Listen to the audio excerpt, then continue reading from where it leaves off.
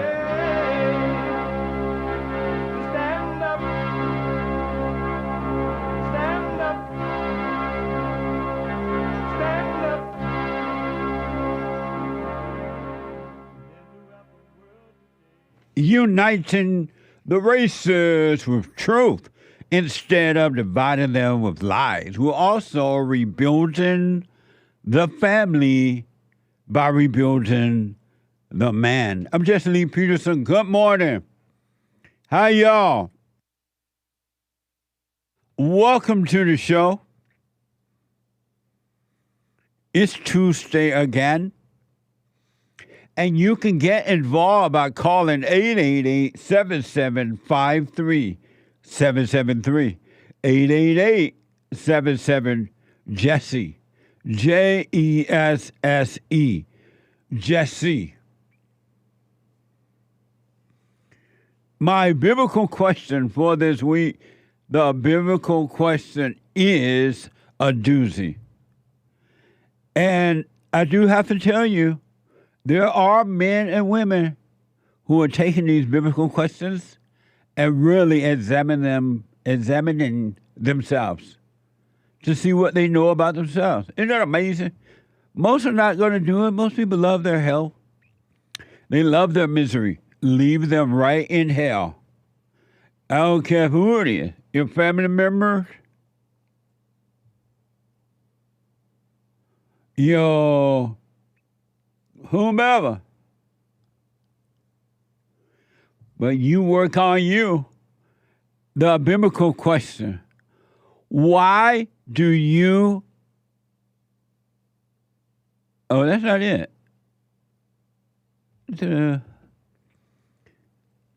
Let's see, that was last week. I don't have this week yet. But I know it's a doozy, I just don't have it.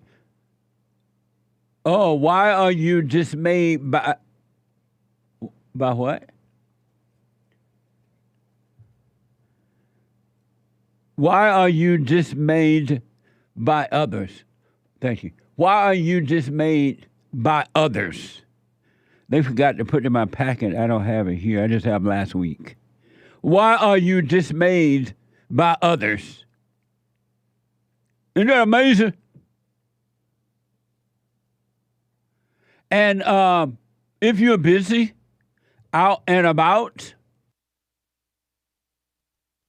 doing what you're doing, wherever you are in this whole wide world, around the world, and for the flat earthers, whatever you're doing up and down the world. And you can podcast all the shows, but if you can't sit and watch right now, you can be listening to the show by calling the listen line at 605. On your iPhone, iPad, 605-615-4131. 605-615-4131. All right? And then you can podcast. And to donate and have your comments read out loud, go to buymeacoffee.com/JLP Talk. buymeacoffee.com/JLP Talk or Bond JLP Cash App. Bond JLP Cash App. It's amazing. And shout out to Twitter. Y'all can call Twitter at 888-775-3773. So shout out to y'all on Twitter. Good morning, Twitter. JLP Talk on X. JLP Talk on X. All right. What? So, it's Tuesday again, as you can see. Jesse Jr. is here. And his dog today, hunting dog. Not a dog just sleep in the bed, sleep in the house, eat out of your dishes, lick your face after they finish the bathroom, and all that. Not that kind of dog. What the? This dog is a hunting dog. It stays outside. It protects when it's not hunting. That's what dogs are made for. But anyway, it's Tuesday. And every Tuesday is, get ready. Get ready. Are you ready? Are you ready for the coming of the Lord? Be also ready. Are you ready? It is Country and Western Tuesday. Bring back. Bring back, oh, bring back my country to me. Bring back my country to me. What dog? Who let the dogs out? Amazing. Amazing. Okay. What a mess! You know, I was thinking when I was talking about the hunting dog, how the dog go on a hunt with me. And then when the dog is not hunting, he stays outside. They protect the house. And the dog don't come in and live in the house, sleep in the bed, dump in the house, and do all that. It's mind-blowing. And my friend Hassan is here. Everybody knows he really into his dog. But it's amazing me that human beings have stooped so low that, and my friend, I'm talking about my friend, but not. Because everybody seems to be doing it now. It's mind-blowing. That human beings have taken animals. Think about this. And weakened them and brought them into their home, weakened them as they are weak, and destroyed the natural nature of an animal by feeding them off the table, sleeping with them in bed, let them just use the bathroom in the house, treating them like little, whatever they call it. I just think about what they've done to the animals. The animals are naturally created to be outside. All their health stuff, their medicine is outside in the grass. They can roll around in the dirt, in the dust, and then clean their bodies. They can, their skin is created to live outside and change according to the weather. They are, you can play with them outside, right? But they are meant to protect you. And they've been just weakened as human beings are weak. And the human beings love it that they are weakening the animals in the way that they have weakened their children, and they get a thrill from it. Human nature is the animal nature. That when you really, really think about it, because dog used to be like this one. Oh, they can't see this dog. Let me show you the dog. Like that.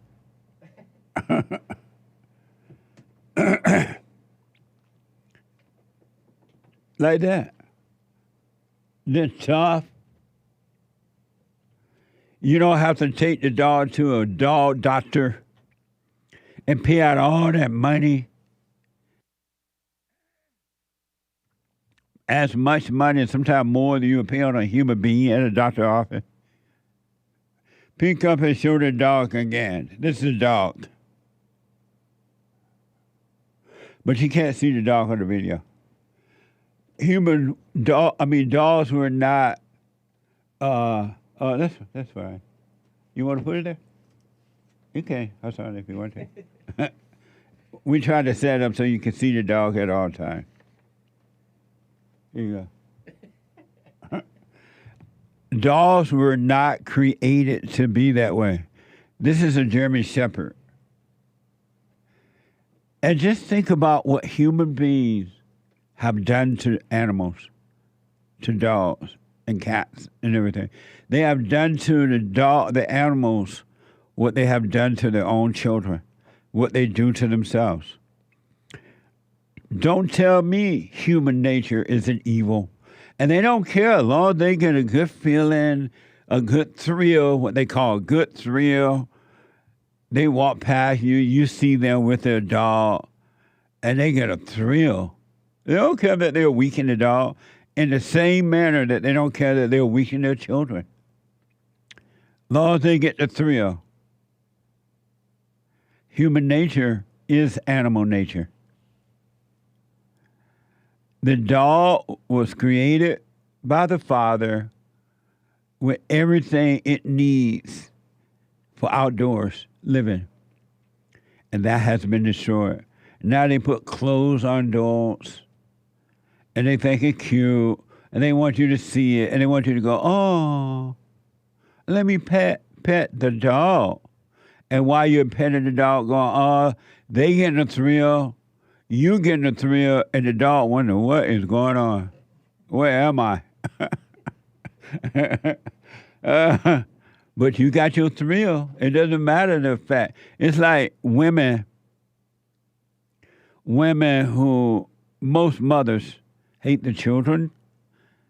And if you doubt me, look at how angry and unhappy the children are. They hate the children, right? And they destroy the children. And they get a thrill from destroying the children.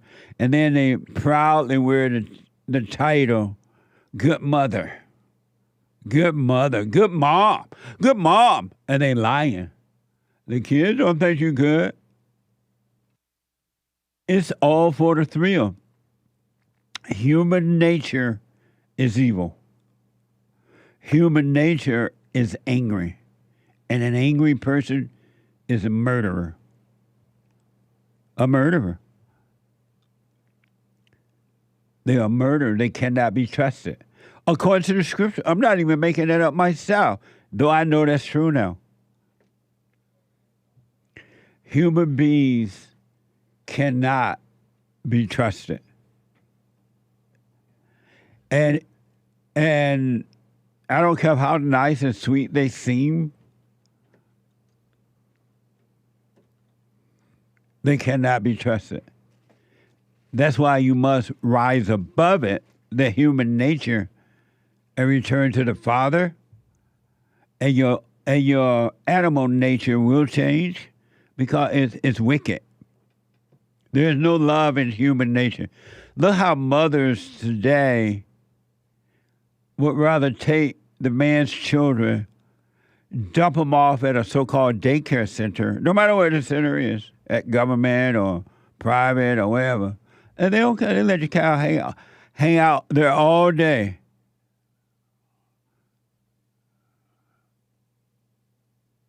All day. So that they can get a thrill at work and go home and say how tired they are. And then they complain about, oh, I have to go to work and I have to come home and cook and clean and do this and take care of the child. And they tell everybody that so that people can go, oh, you something else. A woman's job, a mother's job is never done. What liars. It's all ego. There is no love. There is no love. Isn't that amazing? There's no love on earth. Zero love. You ain't going to find it. You can look up and down the earth and you're not going to find it.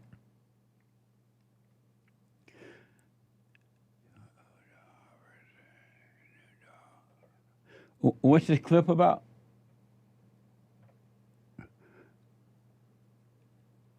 Oh, it'll be clear to clip. And where are we getting the clip from? Instagram. So apparently I have a clip here of strong dog versus weak dog. This is from Instagram. Watch this.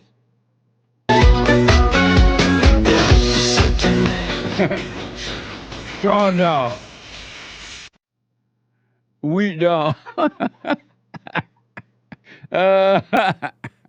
Look what human beings have done to the dog. That's not Hassan dog, even though it look like. What dog? Strong dog versus weak dog. Are we going to play that one more time? This is from Instagram. I want you to show what evil human beings have done to the animals. Watch this. Strong dog.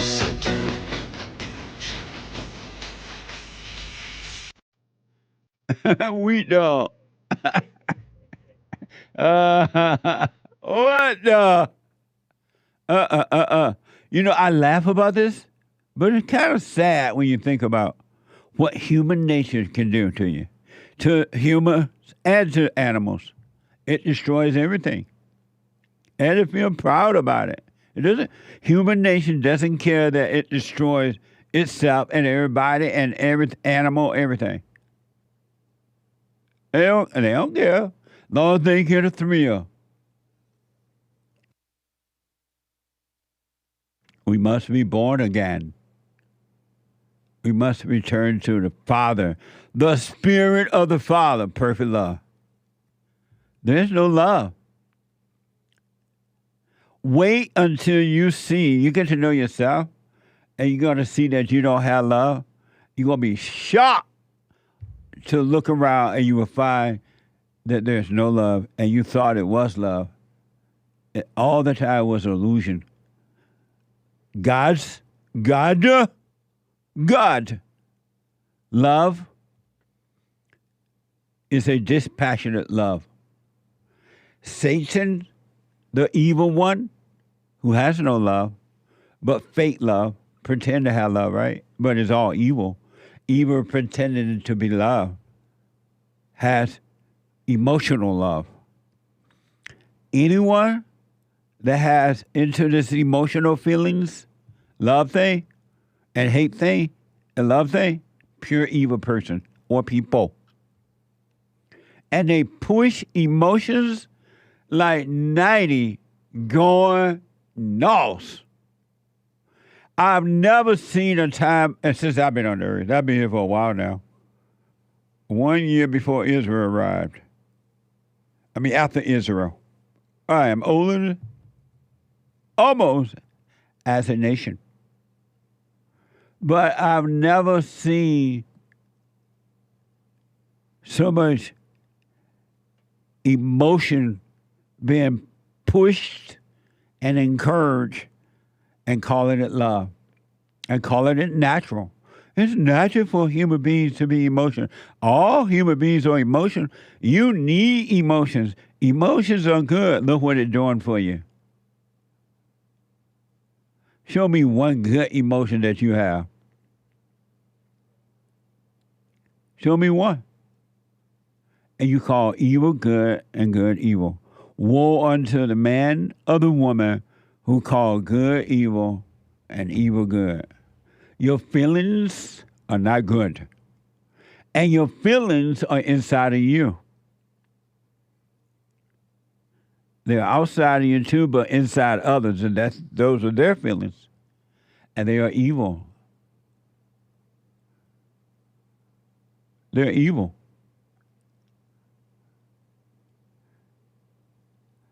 You can overcome all this stuff though, but you, men and women, got to take responsibility for your own life. Isn't that interesting? There's nothing that not one person around you can do about it. Not one. I don't care what the doctors and the lawyers, unless you got a physical illness and the doctor know how to heal the bone, there's nothing no one can do about your misery. Zero. If you really,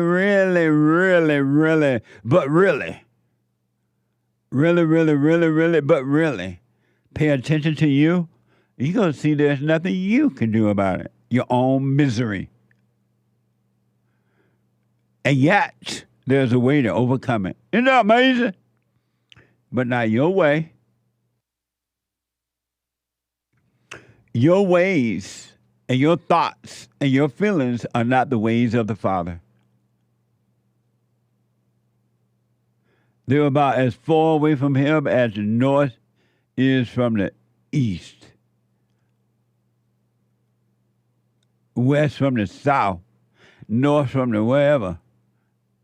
They're not His ways at all, and yet you're so blind, you think that they are. You really believe, that you can repair your own life. You're vicious. You're revengeful. You're jealous, envious, egotistical, wicked person, and you think you can change it. Isn't that amazing? And you love your thrills. Thrills are evil. The beauty in all this, when you realize clearly, and that takes some work, that you are in hell and you're trying to figure out how in the world did I end up in hell? Misery is hell, right? Fake happiness is hell. Anger is hell. Loneliness is hell. Suicidal thoughts, hell. Jealousy, revenge, strife is hell. Looking for love is hell. Do you know it's the darndest thing I ever seen, but I understand it. But it's the darndest thing that I ever seen, but I understand it. They're doing it because they're blind. Do you know that there are men and women? I've heard this before, but I really heard it the other day, loud and clear. There are men and women who meet online. They have these meetings online, and they're speaking with these so-called experts that's telling men and women telling other men how to meet women, how to deal with women, how to meet women. And then they go online and they pay money every month, something like that. And they tell women how to meet men. How did you get that dumb? How did you become so dumb that you go meet with people online in your little meetings? I guess they have like more than one, like they have a group of people online. And you got somebody telling you how to meet a woman or somebody tell you how to meet a man. What's wrong with you? What's wrong with you?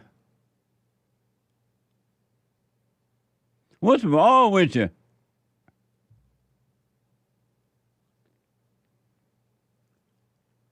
When we were growing up and became teenagers, 15 and up, that's when they allowed you to start dating, right? You meet women all day long without even thinking about it. They're everywhere. And they're looking for men. In all the wrong places, but they're looking. Nobody had to tell me. As a matter of fact, you didn't even want your parents to know you were dating. You naturally met. You naturally talked. You didn't have to go out and pay somebody to tell you how to meet a woman. Are you that crazy? Or a woman, somebody tell you the women how to meet men? It happens naturally. But you have destroyed the natural way, like you've done with the animals. And now you think you got to pay somebody in an online meeting to tell you how to meet somebody. I can save you money on that one. Seek first the kingdom of God in his right way. Seek truth. Seek to overcome your fallen state. And all will be added at no cost. Except for the sacrifice of your hell, but at no cost. And the man that is added to you ladies, and the woman that's added to you men, it'll be a perfect wife. It'll be the perfect husband, perfect wife. It'll be perfect. And you will have to look for, if you look for it, all you're going to find is you. That's all you're going to find, you. Every woman you get involved with is you. And every man you find, ladies, is you. All you find is you. Same old mess. But if you don't look, it'll be added if it's meant to be. And if it's not meant to be, you still have perfect peace. Nothing is missing. Whomever told you you need to be looking for these things, they hate you.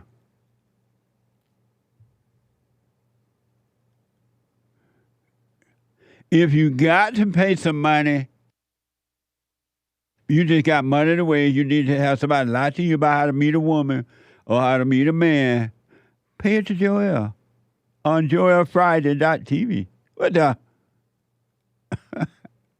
Amazing. What's wrong with you?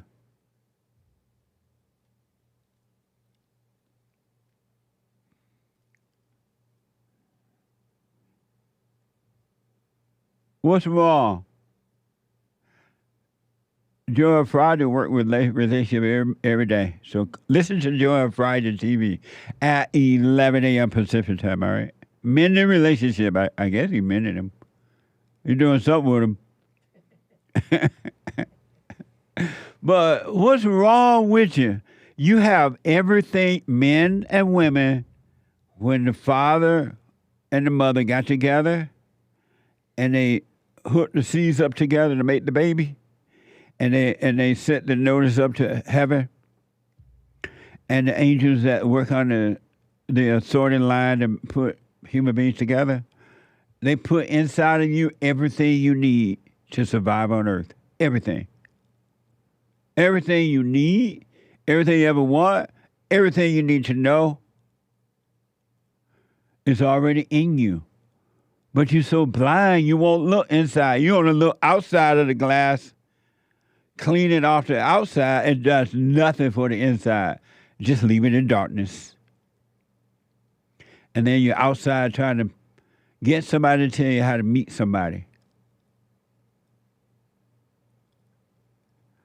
What a sad way to live.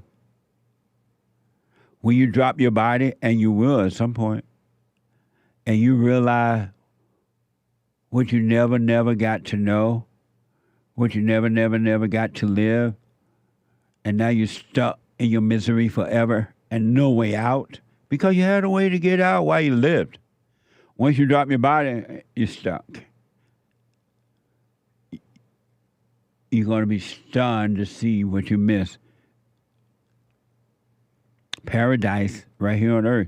I'm telling you, everything you want, everything you need, everything is already in you. You don't have to look on the outside. Don't look here. Don't look there. Don't look over yonder. What you doing over there when you need you over here?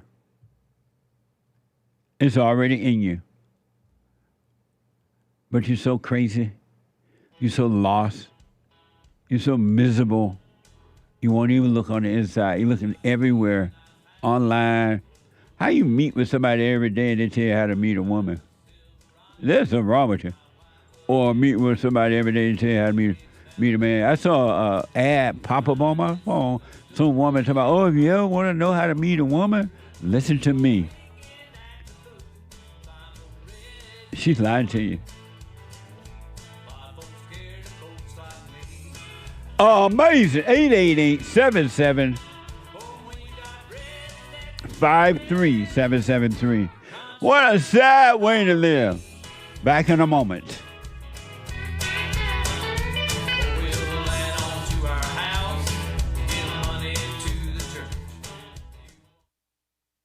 I have books that are amazing. I highly recommend you get them. 7 Guaranteed Steps to Spiritual, Family, and Financial Success Guide. Even if you're not starting a business, but you have a job, or you're on welfare, it can help you if you do. Be doers of the word, all right? From rage to responsibility. From rage. That's what I write about in the first chapter, especially how I overcame. Scam. How the black leadership exploits black Americans. They're using them, and blacks are too willing to be used. And then my last book, The Antidote, Healing America from the Poison of Hate, Blame, and Victimhood. They are all amazing books, and they are helpful. Go to rebuildingtheman.com if you want an autographed copy, or call 800-411-2663. Honey, you sure look good tonight. Well, I've never seen nobody in a pair of jeans that tight. But I must be getting psychic, 'cause I know what's on your mind. You thought it all over, now you leaving me behind. The only good thing about you leaving is watching you walk away. For nothing that I do, or nothing that I say. Amazing. It's gonna change your mind. That's right. Nothing I say that's going to change your mind. The only good thing You got to want about it. you leaving is watching you walk away. The only good thing about you leaving, watching you walk away. But anyway, for personal shout outs, and shout out to, who am I shout out to? X. JLP Talk on X. Y'all can call in JLP Talk on X at 888-7753-773. But for birthday shout outs, encouragement shout outs, wedding shout outs, congratulations, whatever, I'll do them for you. And the people love the shout outs that I do. Go to Cameo, CAMEO.com/Jesse Lee Peterson. CAMEO.com/Jesse Lee Peterson. And I'll do the shout outs for you. Check out my books. They're amazing. All right, rebuildingtheman.com/store. Happy White History Month, From Rage to Responsibility, my first book. I was young, gifted, and black. Ain't that what the black people say? Yeah. The black people say young, gifted, and black. From Rage to Responsibility. And then Scam, second book, How Black Leadership Exploits Black America. Yeah, amazing. And they're still doing it. But I can't blame them because as an adult, you're responsible for you. No one else is. Stop being a victim. And then the 7 guaranteed step to spiritual, family, and financial success guide. And in that book, it's 7 steps. 1, 2, 3, 4, 5, 6, 7. 7 steps. If you follow those steps, if you do them, they work. It's not enough just to read the book and don't be a doer. You got to do. You got to be a doer, not just a hearer. If you do them, whether you have a job or not, whether you want to start a business or not, whether you work, they will work if you do them. We use them in our Entrepreneur Academy, and I highly recommend it for everybody. 7 steps. It's not even a lot of hard. Even if you're black, you can read these. Because I know black people don't like reading. And these are easy. And not all black, but most.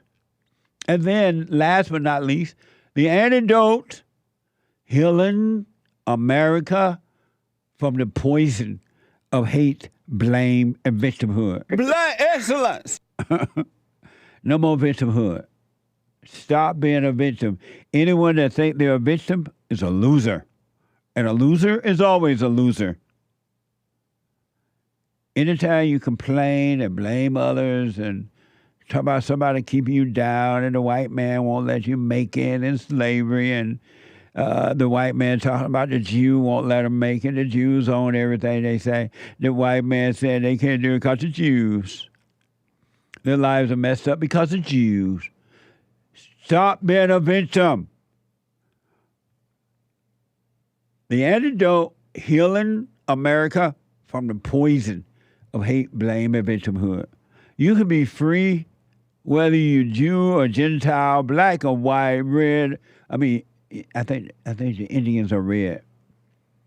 Or whatever color you are. Go to rebuildingtheman.com/store, rebuildingtheman.com/store, and I will sign the books. Or you can call 800-411-BOND, 800-411-2663. All right, Hake is here. La, la, la. Hake, did you hear my opening about the way human beings are treating animals? Yeah. What do you think about that, what I said about it? It's a fair point. They are weakening animals. They're even breeding weak animals nowadays. A lot of people are saying, well, Jesse, these breeds can't take the cold. They don't have their natural fur anymore. Right, that's because you we bred destroyed them. What? It's because we bred them, not me, but human beings bred them that way. Yeah. Terrible. Human nature is wicked. Definitely. It's wicked. They do to the animal what they have done to the children. They destroyed the children, so now they're going to the animals. Yep. It's hard for me to talk about the dog since Hassan loves his dog. Indeed. What dog? So, we're going to leave you out of the dog thing. You keep on fattening up to the dog and take your dog to the animal doctor and don't let it go outside and build its natural coat. We got something coming up, second hour for you. Oh, God. Oh, God. Sandy's working on something. Oh, Jesus. Terrible. What a mess. Let's do super chats and then I get to the call. Okay. Super chat. Super. Yesterday, we didn't get to this over on buymeacoffee.com/JLP Talk. There were a bunch, but let's see. Supers. This was from No Fear Just Faith, 3 coffees. Thank you. Jesse, I usually roll my eyes when you say my country is gone, but what I experienced this weekend made me a believer. Spent the weekend in my sweet little hometown in North Carolina. I discovered most of the white people had moved out because of a Haitian invasion a few years ago. Many of the Haitians eventually deported by Trump, our greatest president. But now the town is mostly black and brown. They've just selected their first black mayor, and he's fighting with the black women in the town for control. What a mess. I couldn't believe it. You were right. My sweet little hometown is gone. God help us all. It's over. You know, thank you. But you got to face it. It's gone. America is gone. America is a third world country now. And I know a lot of military people don't like to hear it because they have sacrificed, they say, their lives for the country, lost limbs, and some person lost lives, lost their families because sometimes they come back home and they are so traumatized from being in the military, their families don't know how to deal with them. But it's gone.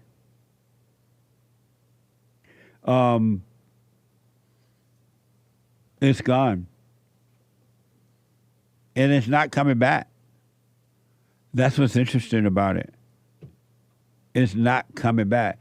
And to the young people out there who are waking up, there are some, especially some black conservatives and white conservatives waking up and they're excited and they think somehow or another they're going to save the country. You're not.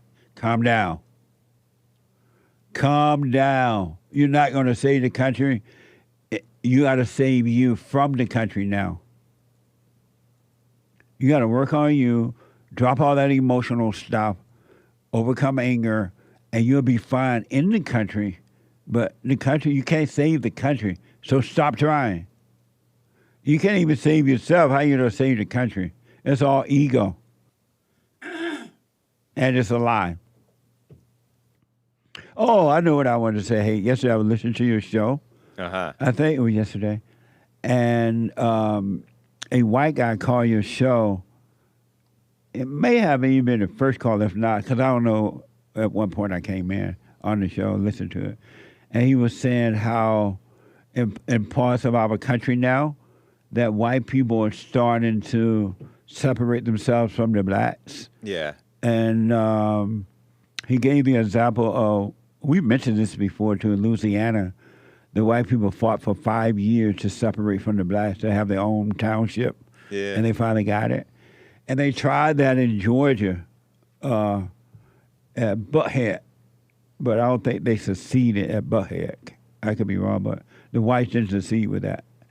And when I was listening to this man talk, and your responses to him, you were pretty much listening. I thought how sad it is. But this guy was like really laying it out. He liked the blacks because he was telling the truth. He likes you. I'm black on that. Outside, white on the inside. He said that he's helped a young black woman before fix her flat tire or something. No, I'm just playing. I know he liked the blacks. But I was thinking, when he was laying all that out, I was thinking how sad it is. When I say how sad, I don't feel sad. It's just ridiculous, right? That when black people move into neighborhoods, they become ghettos. And then the blacks are known for that. They bring in crime and fighting, and they won't clean their yard and paint their homes or anything. How sad that a group of people, cultural people, live that way today. Because it wasn't that way when I was growing up. The blacks were not that way. But isn't that like a sad thing to hear about? Meaning, when I say sad, ridiculous thing, and then it is true, and the blacks, instead of the blacks saying, you know what, you're right. Why don't we clean up? Why do we fight everywhere we go? And we got to fight with the whites when we move into their neighborhoods. And why don't we just love one another and take care and treat each other the way we like to be treated? They won't say, yeah, you're right, and get it right. They'll just blame the whites, saying you're to blame. And so when I heard that guy, because I'm already familiar with it, but he laid it out really well.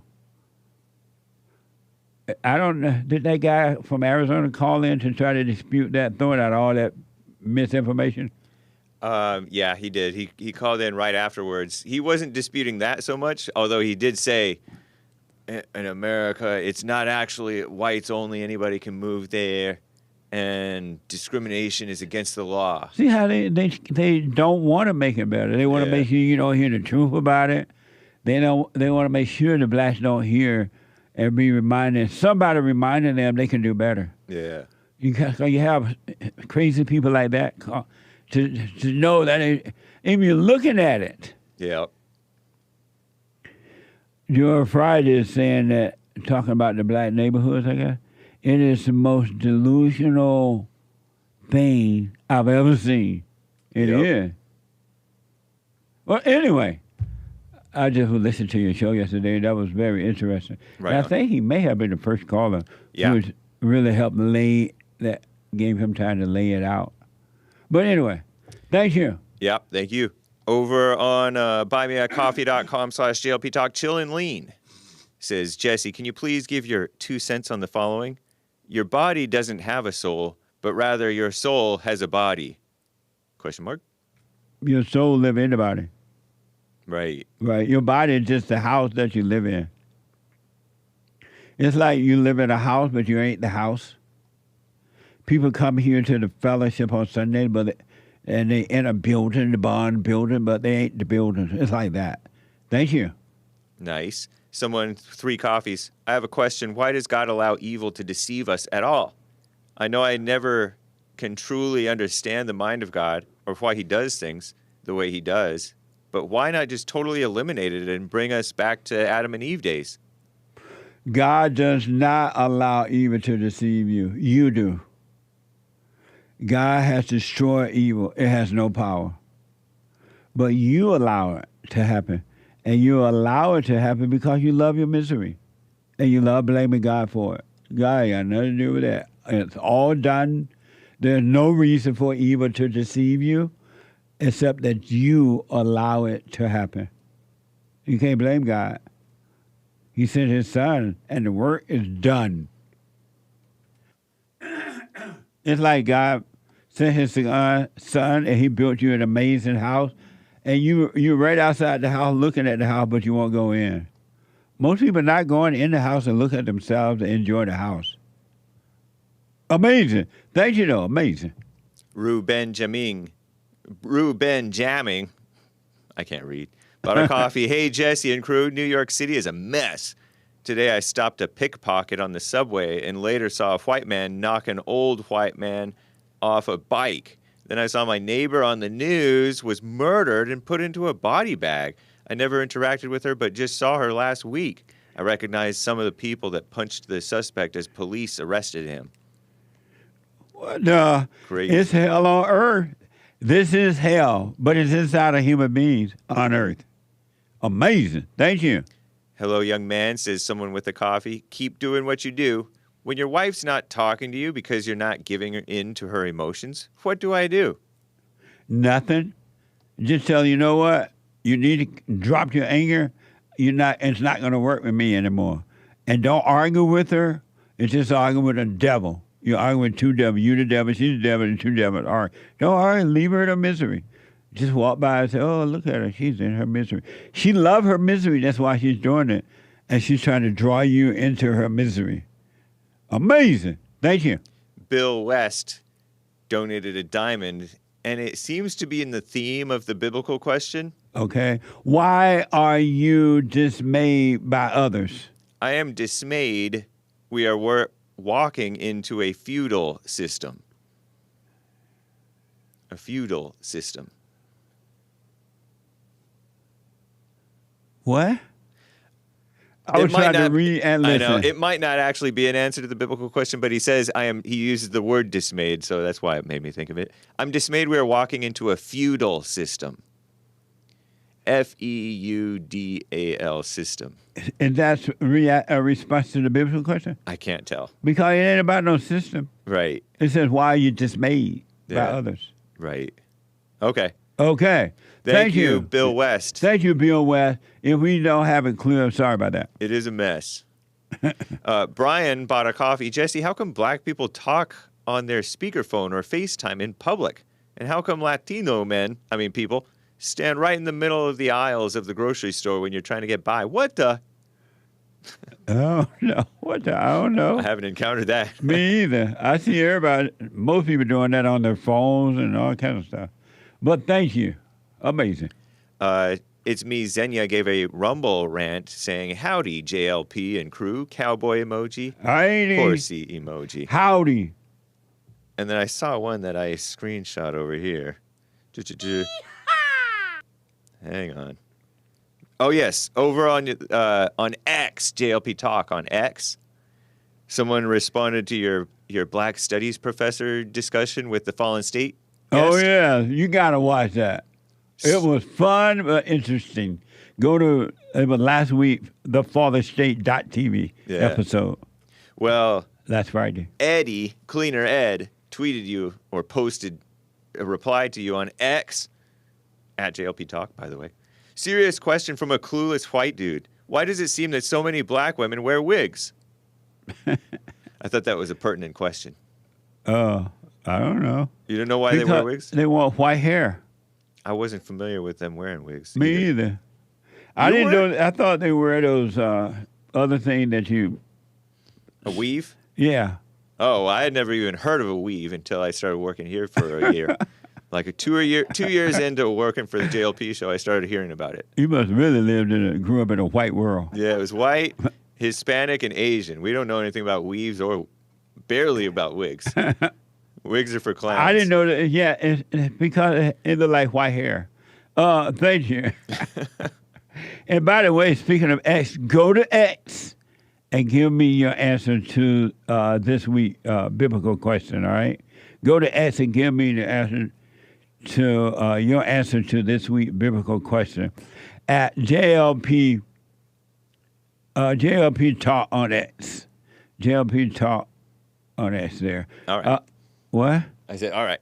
Why are you dismayed by others? Why are you dismayed by others? Nice. And thank you, guys. I do believe that is all for now. Thank you. Amazing. Let me go to Ohio. Our first-time caller, Sharon, out of Ohio. Sharon, welcome to the show. You're on the air. Thank you, Jesse. In a world with very little common sense, you bring a lot, and thank you for all the people you help. My question has to do, I get confused because you often speak that about Jesus is not God, he's our brother. Yes. But yet when you think about the miracles he performed, walking on water, healing people, the transfiguration, obviously that's a divinity. So what do you mean by that? What do I mean by Jesus being our brother? Yeah, and not God. Oh, okay. And what is a divinity? Before I respond to that. A divinity is the divine nature of Jesus. He has a human nature and a divine nature. Oh, I got what but you're he's saying. part of a trinity, Father, Son, and Holy Spirit. Let me ask, did Jesus perform the miracle himself, or was it the Father in the Son performing the miracle through him? You asked the most interesting questions. Let me think about what He you black. just said. Amazing. Amazing. You know, I got to think about that. So you're asking, was it Jesus who did it or the Father who did it through him? Right. Oh, my gosh, Jesse, you just stump us all the time. I got to think about that. So you're saying that it was the Father who did it through Jesus? No, I'm asking you. It was a question. I think that, he obviously was raised from the dead after being crucified. So I believe that he has a divine nature and a human nature. But, I am Catholic, so, they definitely believe Jesus is God. And so you still didn't respond to the question. I believe he has a divine nature. You still not responding to the question. What was the question? what was the question? Was it Jesus who performed the miracles, or was it the Father in Jesus working through him? Hold that thought. You have a time to think about it. Don't hang up, all right? I won't. Okay. You're adorable. 2 more hours to go, all right? This hour just gone. I ain't even playing a song, mate. What the? Except the dog thing. Back in a moment. I recommend you get a copy of my book, From Rage to Responsibility. I write about how the spirit of anger was taken away from me 29 years ago. I forgave my mother who tried to turn me away from my father, and I returned to my father, and through him, my father on earth, and through him, I was able to return to God. No man or woman can return to God unless you go through the Son. And men are sons of God. There may be weak, pathetic examples of it, but it's the spiritual order of life. God in Christ, Christ in man, man over woman, and woman over children. So get From Rage to Responsibility. I write about that. Go to my website, rebuildingtheman.com for an autographed copy, or call 800-411-BOND. And donate to my nonprofit, Bond, the Brotherhood Organization of a New Destiny. We are rebuilding the family by rebuilding the man.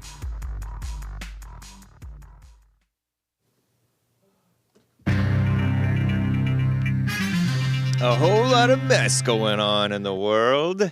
What type of mess is going on? AI. They're making AI for the disabled.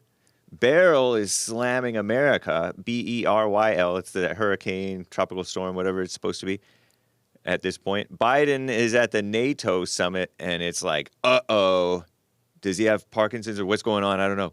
And Ukraine propaganda. And by the way, John Cena is retiring from pro wrestling, I heard, maybe. This is the end of hour 1 of the Jesse Lee Peterson Show. Hang tight, callers. JLP will be right back to your calls. That is Jesse Lee. You can call 1-888-77-JESSE, Jesse. That is 888-775-3773. Put a 1 in front of it if you are calling from overseas using the Skype dial pad. Do it.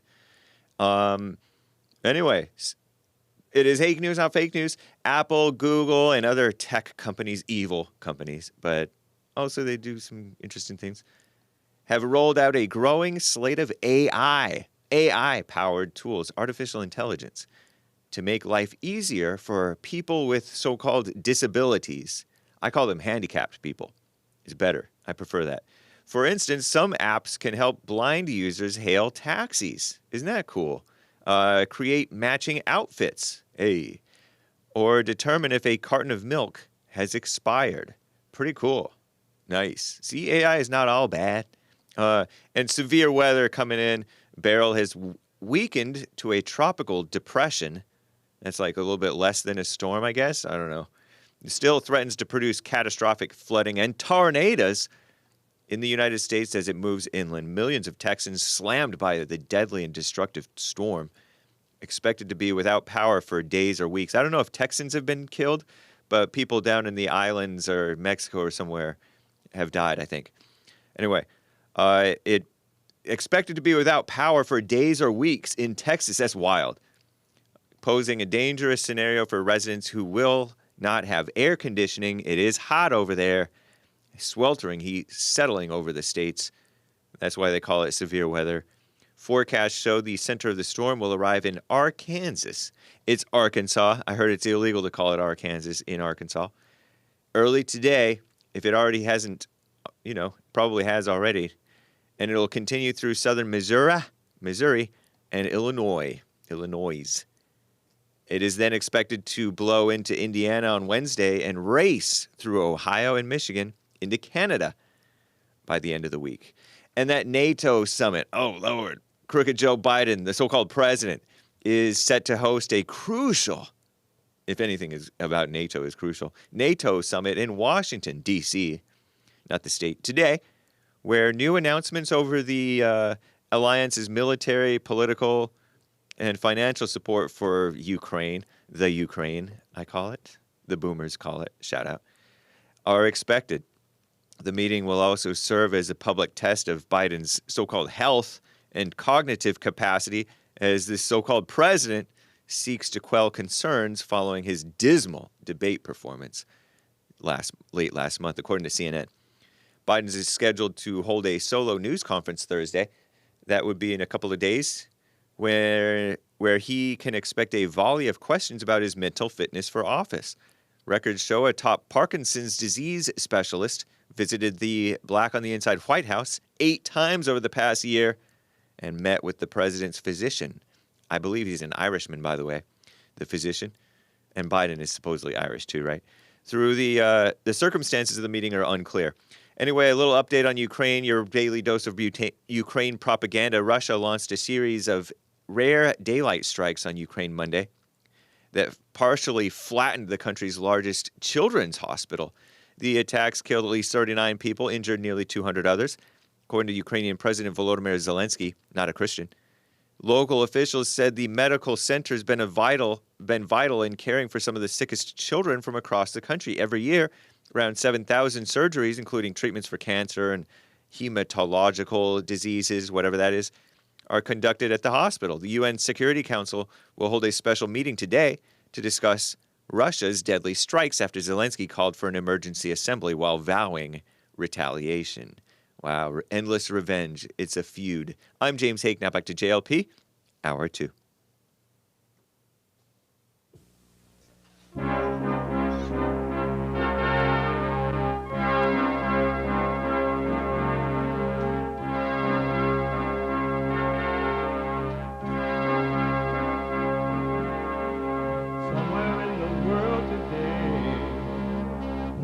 To stand up strong, think the truth about themselves, to understand what went wrong. I know we can find a way. I know we can find a way. I know we can find a way to stand up,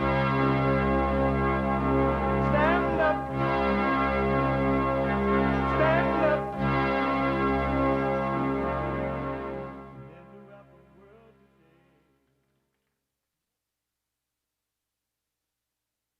Uniting the races with truth instead of dividing them with lies. We're also rebuilding the family by rebuilding the man. I'm Jesse Lee Peterson. Welcome to the second hour of the show already. Isn't that amazing? It's the second hour already. What the? You can get involved by calling 888-7753. 773 888-77-JESSE. My biblical question, and it's a doozy. Why are you dismayed by others? Why are you dismayed by others? You ever ask yourself that? No. But why? It's an amazing question.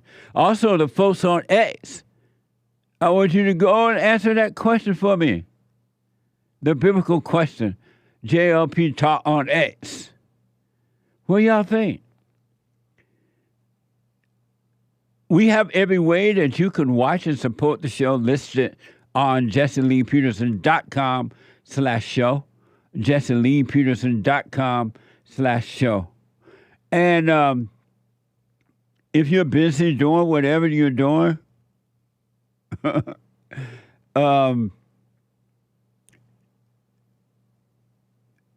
if you're busy doing whatever it is that you're doing and you can't sit and watch the show, you can podcast, of course.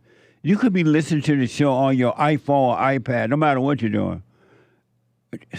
Sneaking across the borders, burning down malls, fighting with the police, skid around at night in the streets and messing up people's neighborhoods. You could be listening to the show.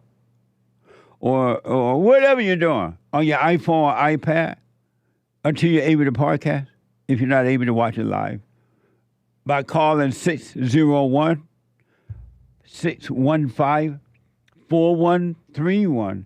605-415-4131. I'm going to try it again.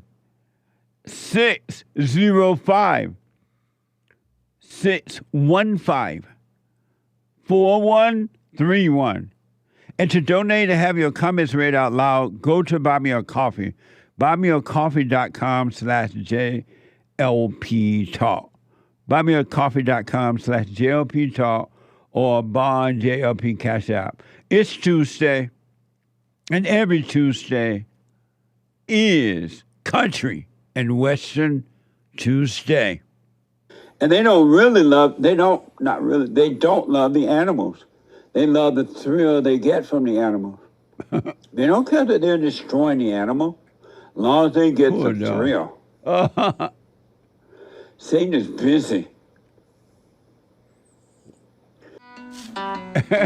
That's Hassan, dog, watching the show. Well, they've all been lies.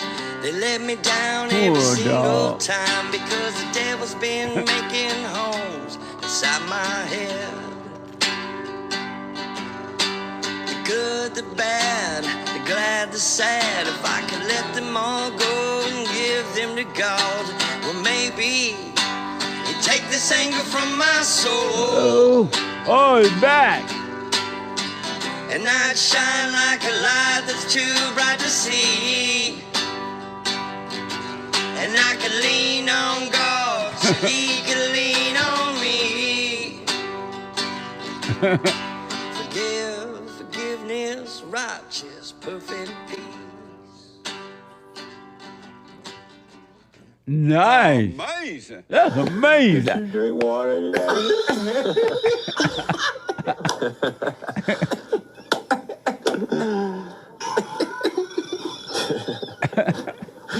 Oh, anyway.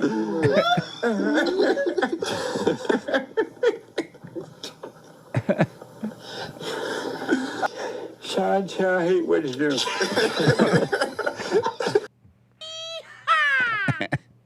Amazing. That was Sharon. Hey, Sharon. And that was Hassan's dog. Amazing. And that song with Pete out of, where's Pete from? Alaska. Hey, Pete. That song is amazing. And you saw Hassan's dog watching the JLP show. Amazing. My first time, that's amazing, Hassan. Really put together nice. Thank you. Let me go quickly back to Sharon, a first-time caller out of Ohio. And Sharon talking about Jesus being God. She believed that Jesus is God, I think. Sharon. Jesse. So I asked the question. I'm a Bible thumper, so I went to the Bible while you were doing the break. Uh-huh. And Jesus and God and the Holy Spirit are three different persons. Right. Absolutely. Yeah, you opened my mind to something. I think we so often read the Bible, and maybe we go in the direction of what we're taught in church or, Yeah. Bible study. Yeah. Without you put us into a deeper level of thinking. People are so ready to accept what anybody tells them without really thinking deeper. Yes. I thank you for that, Jesse. You're welcome. Now you know for yourself. And now that you can see it for yourself, nobody can take that away from you. Amazing. Isn't that amazing? It is. You have a blessed day. You too, Sharon. You too. Good call. Call me again. Thank you, Jess. All Bye-bye. right. Bye now. 888-7753-773. There is a hell and there is a kingdom of heaven. And they are not the same. Heaven is heaven. Hell is hell. Isn't that amazing? And heaven is not only above, but it's inside of you. That is so true. I don't know what to do with it. That there is a kingdom of heaven within you. There's another way to live. But you got to live from within. And most people, and you live it from within, you're going to deal with what's on the outside too. You got to function, right? But most people only live from the outer. And that is all hell. Everything you want to know, everything you are, is already there. Let me 888-7753-773. Let me go to Abigail out of Colorado. Abigail, welcome to the show. You're on the air. Hi. Hey, Abigail. How are you? All is well. I am curious if kids need to say please and thank you. Curiosity killed the cat. Satisfaction brought him back. No, the children don't need to say that. Okay. Do you believe they need to say it?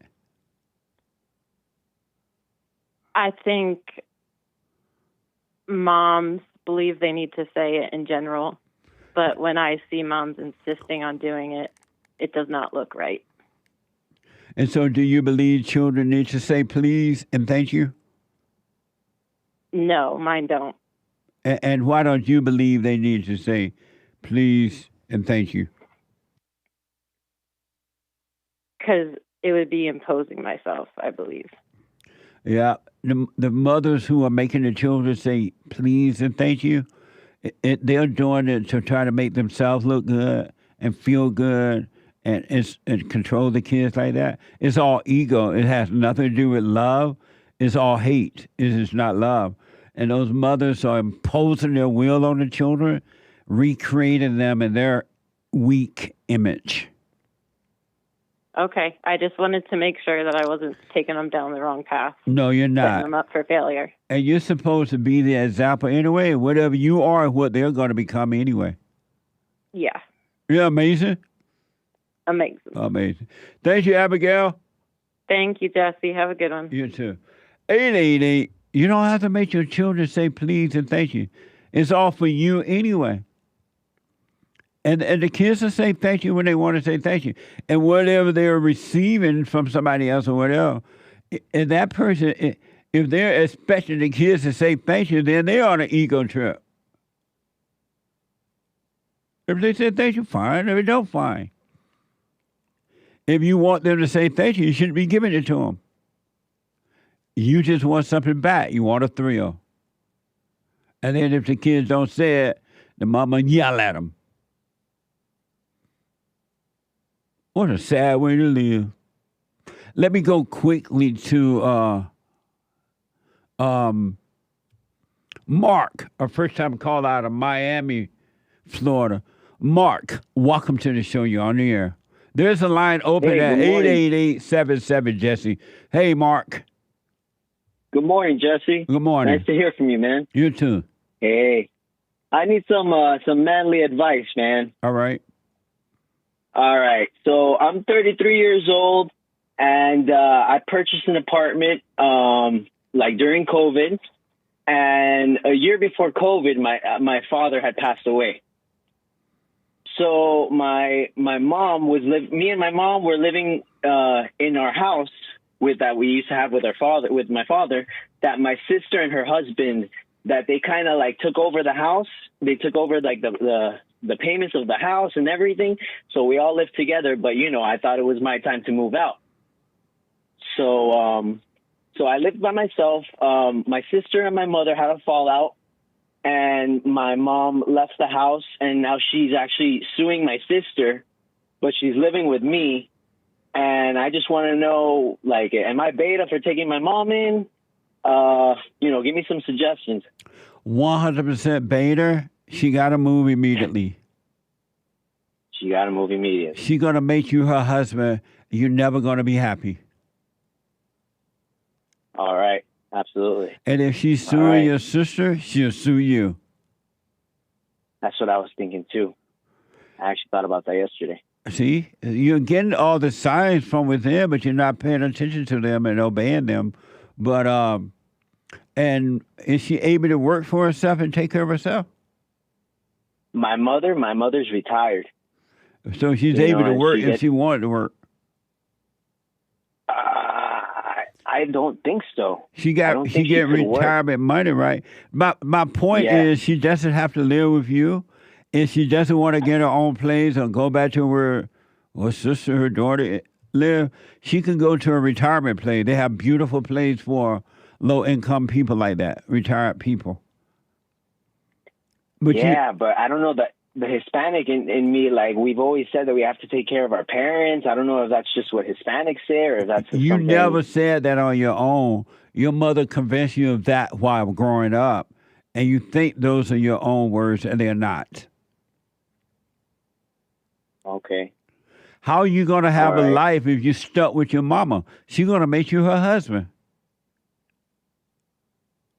Yeah, you're right.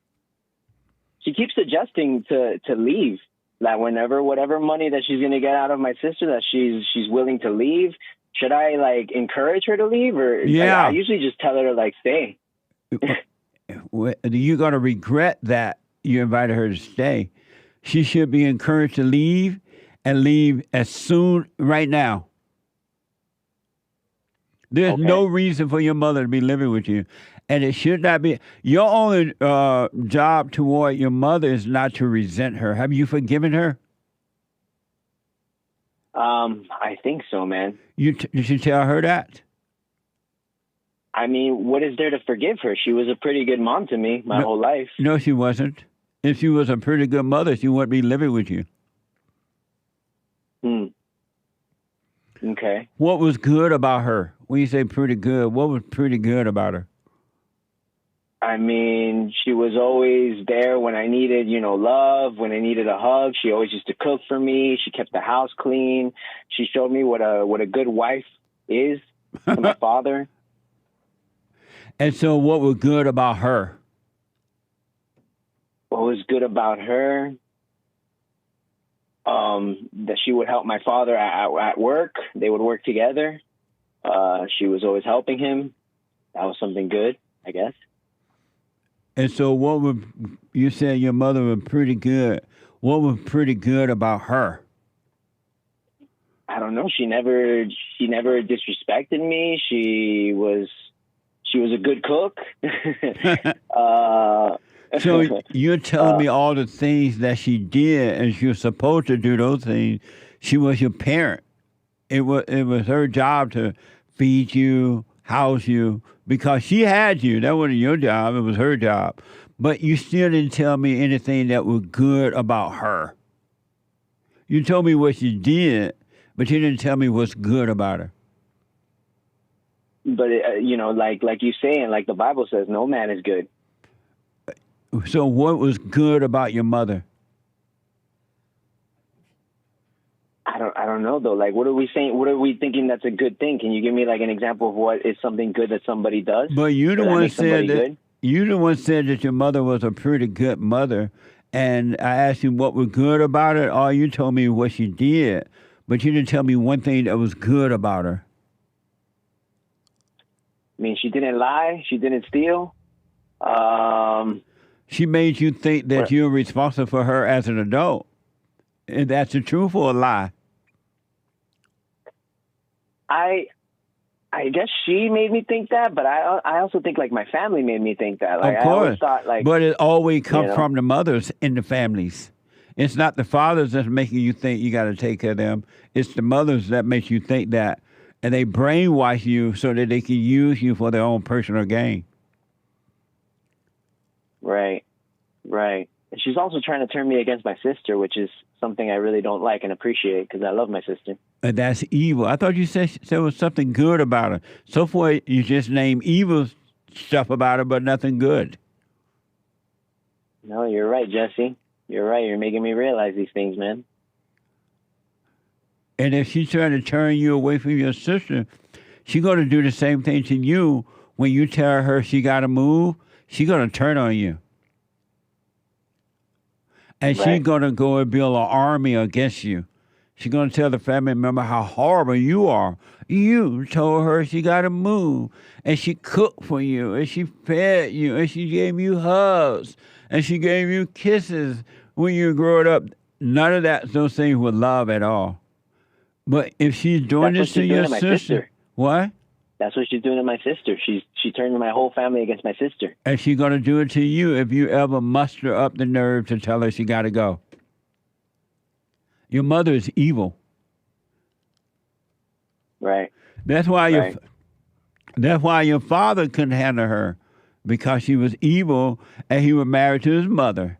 He never understood how to deal with his own mother, and you become attracted to when you be angry at your mother, you become attracted to what you hate. And every woman you get involved with will be the spirit of your mother. And you'll become the boy, and she'll become the mama. But you got to. And what do you say to your mother when she tried to turn you away against your sister? I explained to her what I know about the situation and how I don't take sides, and how I'm not taking any sides, and how I still love my sister and that I respect my sister and that I would appreciate it if she would not try to make me turn against her. Nice. And that I think it's very wrong and ugly. Let her know making me try to hate my sister. And let her know she's evil for doing that, and that and the fact that she can do that to your sister, she'll do it to you. She's the only reason she hasn't done it to you yet because you won't stand up to her. Yeah. Don't you're probably right. You're absolutely right. Don't be a mama's boy. Don't be a beta. Don't be a beta. Have you forgiven her for what she's done to you? I guess not. And why not? How will you overcome her if you don't forgive her for recreating you in her image and turning you away from your father? If you don't forgive her, how will God forgive you and take her spirit away from you? I guess I haven't realized I have to forgive her. Oh. Mm-hmm. Are you say your father expired? Yeah, my father, he did. No, yeah, he expired, and I remember my father being he wasn't abusive to my mother, but he was very strong, very he would put her in her place, I guess you could say, but in a respectful way. He would never hit her or anything like that. Right. But he would. Yeah, and we told him one time, hey, we came as a family together and told him that he should stop that, and that wasn't nice.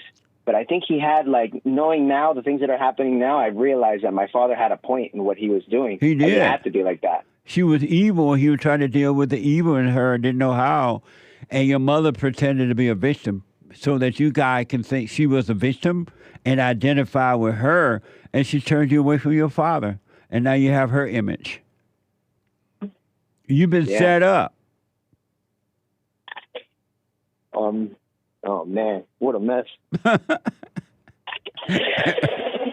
And the only way you're going to overcome it, you must, once you see it for yourself, you got to go and forgive her. Hey, mother, I'm sorry for resenting you, turning me away from my father. You pretend to be the victim. And I realize now you can't help yourself. because your mother hates her mother.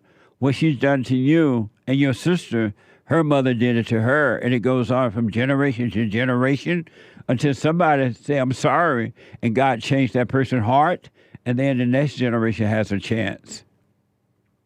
It would be of love and not of hate. But you got to face your mother and forgive her for what she's done to you. All right. You're absolutely right. I appreciate you, Jesse, man. Thank you so much for the conversation. You're welcome. Are you familiar with my silent prayer? With the silent prayer? Yeah. Not really. I know about praying privately in the closet and like talking to God there. Like, yeah. Go to rebuildingtheman.com/prayer. Rebuildingtheman.com/prayer. And I recommend you start doing that so you can wake up, you can see, and God will guide you. You still can do your little hooping and hollering in the prayer closet, whatever.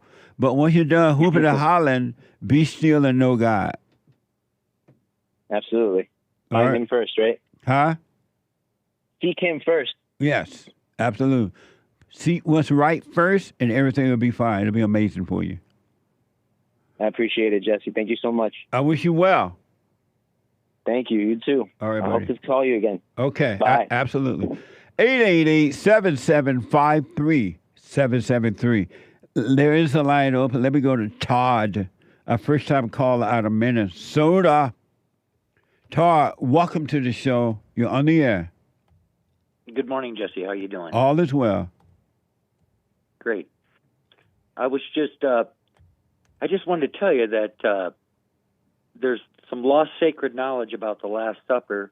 Christ actually was brought forth bread, which was the show bread, at the Last Supper, which is actually psilocybin mushrooms, believe it or not, and they were also working with hash, and it's hidden in Scripture, but it's well documented in Scripture. Todd, yes, sir. Start over for me because I don't know what you're talking about. Repeat what you just said. Okay, well, Jesus took at the Last Supper, he taught his disciples. Come back. Hey, Todd, come back to your phone. Okay. So you're saying what now? I'm saying that at the Last Supper, Jesus taught his disciples how to manifest the divine presence of the Holy Spirit through the partaking of psilocybin mushrooms and hash, believe it or not. And they were... He had drugs at the party? No, well, these are. Please don't mock God, okay, Jesse? Please don't mock God in my presence, because God created those mushrooms and that hash, okay? And you're mocking him and calling them drugs. Hey, Todd, calm down. Hey, Todd. Okay. Todd. Yes, sir.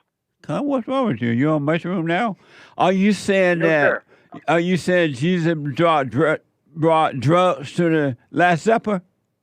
No, I'm saying Jesus brought holy sacraments to the Last Supper. You've been brainwashed into thinking they're drugs. You don't even know what I'm thinking. Like God created these drugs, Jesse, and God created these sacred sacraments that you're mocking and laughing and calling them drugs and trying to mock it as if God did not make a mistake, Jesse. Todd, hold on. I'm just trying to understand.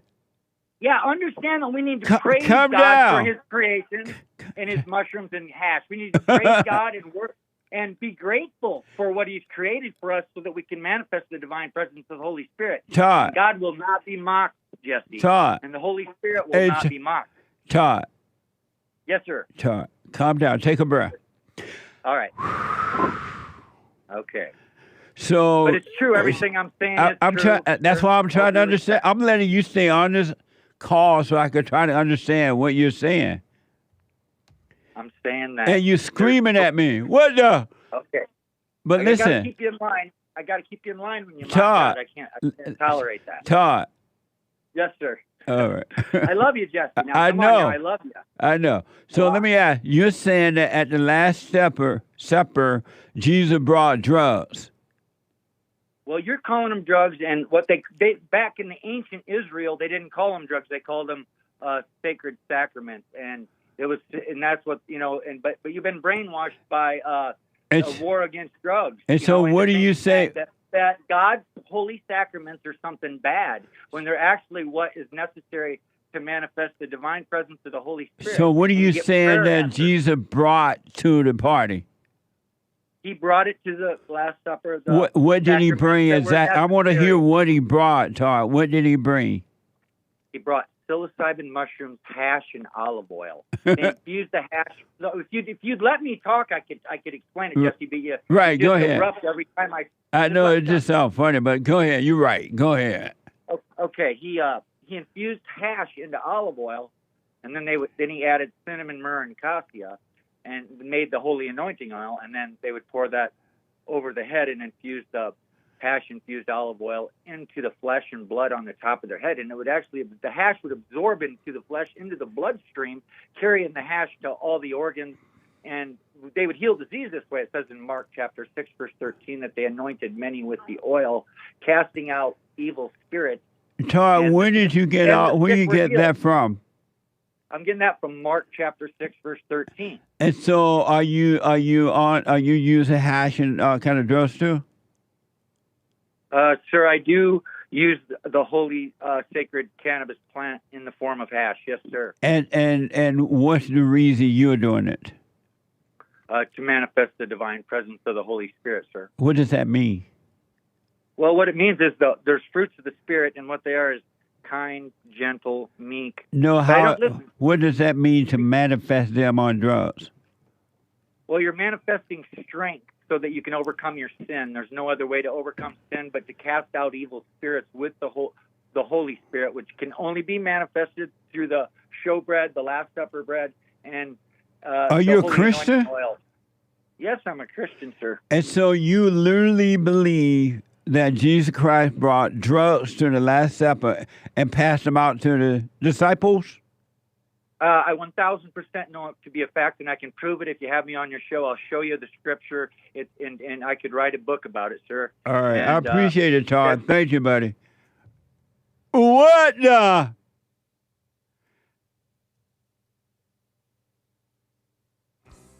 I don't know if anybody ever said that before, that Jesus brought drugs to the party. You go, Jesus. I wonder if Jesus did the fist bump with the disciples like, right on. Come on, man. Thank you, Todd. I appreciate it. Never heard that before, but thank you. 888-7753-773. Quick break. Back to the phones and your super chats right after this break. Back in a moment.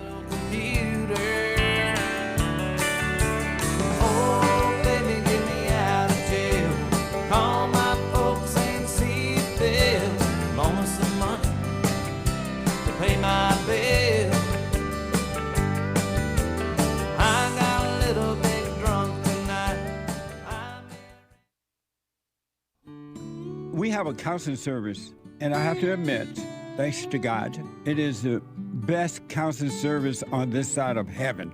I counsel with men and women, families, and individuals around the world. Most people are unhappy, they're miserable, they have rough lives, they're depressed, suicidal, young and old, of all races. I understand, I know why, and I do understand it.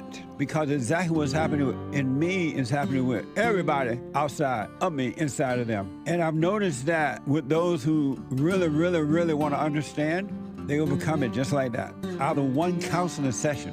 If you need counseling, you can go to rebuildingaman.com or call 800-411-2663. 800-411-BOND. Best counseling service on this side of heaven.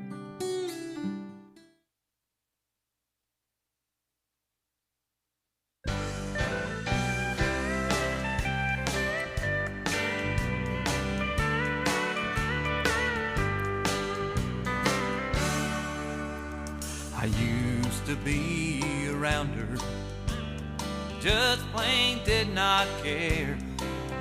I was built just like an old Mack truck with Marty Stewart hair.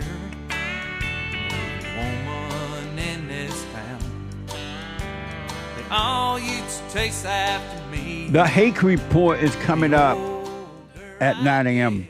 TheHakeReport.com from 9 to 11 a.m. And James Hake is on fire. If you doubt me, listen to the show. I'm telling you, I was just quoted from yesterday's show.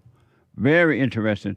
The Hake Report at 11 a.m. from 9 to 11 a.m. Pacific time.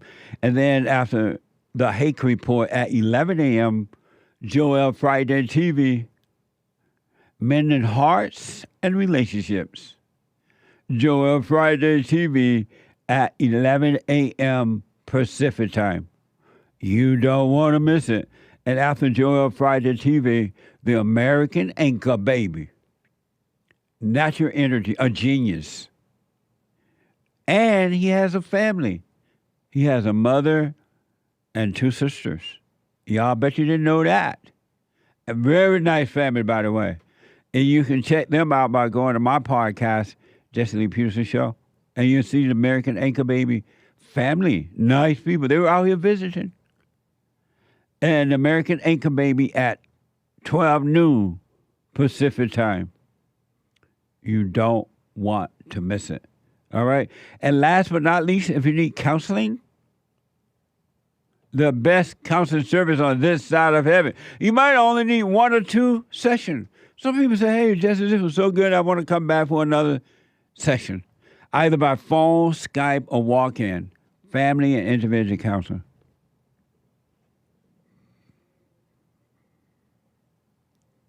Phone, walk-in, or Skype. Go to rebuildingtheman.com, rebuildingtheman.com, or call 800-411-BOND, 800-411-2663. All right? To make an appointment. And be patient with the appointment for counseling because my schedule for counseling is packed, it's jam-packed. So you might not be able to get in right away tomorrow or the next day, but be patient. If someone should cancel, we will definitely let you know. But we eventually get to everyone. All right. Todd, thank you for your call, man. Never heard that Jesus brought drugs to the party. I heard he made wine at the party, but I never heard he brought drugs to the party. What the? So thank you, Todd. Something new. Let me go to, there's a line open, 888-77-JESSE. Greg, a first-time caller out of New York. Greg, welcome to the show. You're on the air. Thank you, Jesse. Yes, sir.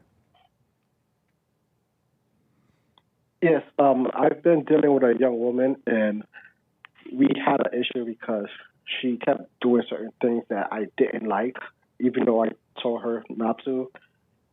And I currently sent her home to her mother, after I was watching the show and you said that, they think that you're weak when, you're living in sin outside of marriage, Greg, do me a favor, Greg, because your phone is all scratchy, static. Hold on, do not hang up. I'm gonna let them check your phone outside there, and then I'll come back to you. Do not hang up, all right?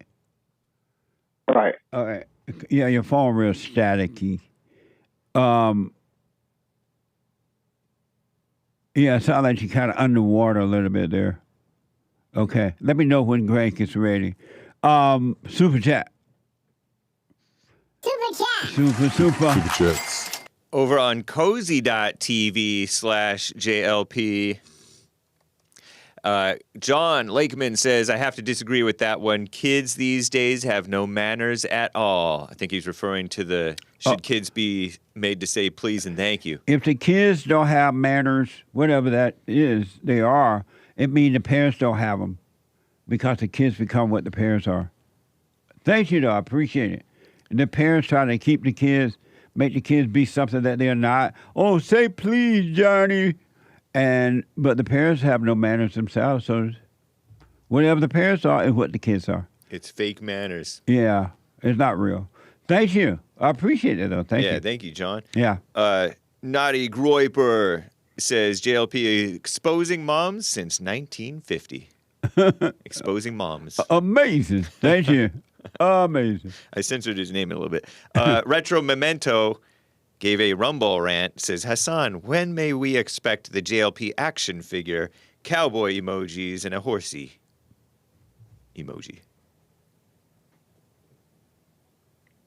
Ready whenever the boss is ready. Oh, nice. Cool. So I'll meet with Hassan. We'll get that all cleared out and get it done. Thank you. Amazing. Thank you, Retro Memento. Right on. For the Rumble rant. Yeah. Amazing. Zach bought a coffee. Jesse, why is it so hard for you to accept the fact that God placed the firmament over our earth? What's the firmament? When the word firmament, quote unquote, is literally mentioned 17 times in the King James Version of the Bible. How can you deny and ignore all 17 mentions of the firmament? Hashtag he black. No, I've definitely read about the firmament, and I know about it. I heard about it. But that doesn't mean that the earth is flat. Right? And nobody really know what the firmament is. You heard about the firmament, right? I've heard it. And what is it? To me, I assume. I know. Assume. That it's the our atmosphere, the air, the sky. But that doesn't mean it's true just because you assume it. Correct. Yeah, I don't know what they mean by firmament. So nobody really knows then. Yeah. So now the people. Well, if I don't know, then nobody knows. Right. That's for sure. Yeah. And Hake is like a homegrown Christian. Indeed. So that doesn't mean the earth is flat. And when I say nobody knows, somebody in the world know what that is, but most people are guessing. And so they come up with a guess and then it says flat. Or they come up with a guess and then it says round. Nobody really knows. Did you know you didn't really know what that meant? Yeah, I did know that. I didn't know what the firmament meant. So how did you come up with this thing it meant? Somebody else said atmosphere. So you just said it because they but said also it. they said he put a firmament over it. So I don't know. You just assume what it is. But when you look it up on the Derrick, come here for a minute. Define. What? Brave AI. Let's find out what Brave AI says it is. Fixed foundation, established basis. The region of the air, the sky, or heavens. The orb of the fixed stars, the most remote part of the celestial spheres.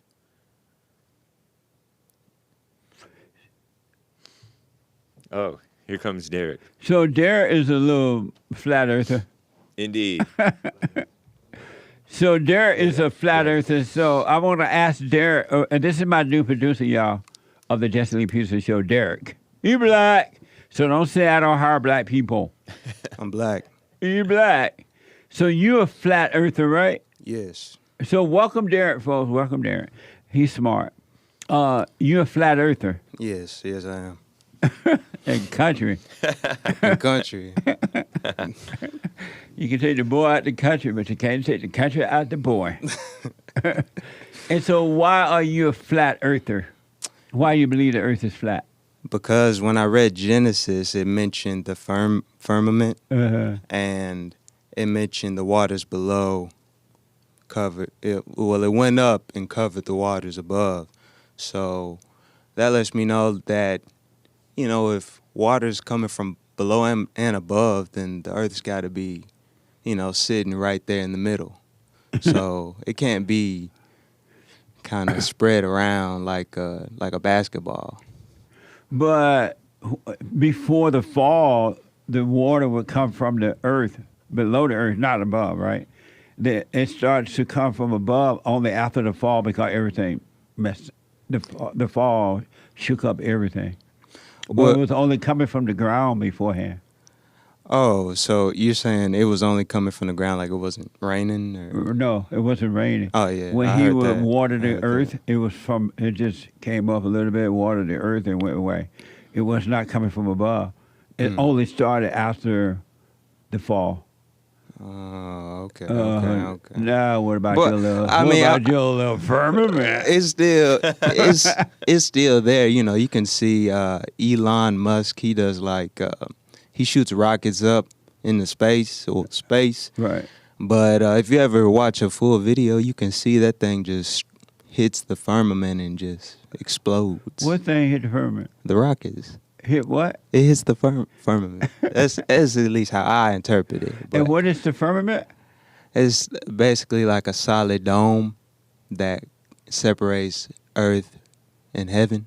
So have you ever seen a dome? A dome? Yeah. Like, we got some domes out here, but like... No, have you ever seen a dome in the sky what God put? Oh, yeah, you can go outside and look at it, but... but, I'ma just write a nice report, and I'ma come to you with nice, solid evidence. I think that'll really solve all this. Oh, but you don't have it right now? I mean, I got it, but it's just, I want to make it clear to you.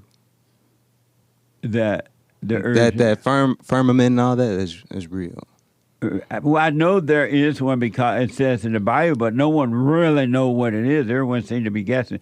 See, you thought it was because the water was coming from below, and then, but that's not the reason that changed. That switched because of the fall. Oh, okay. Yeah, I still gotta finish the Bible too. Even though I read Genesis, I still gotta. That's all you read?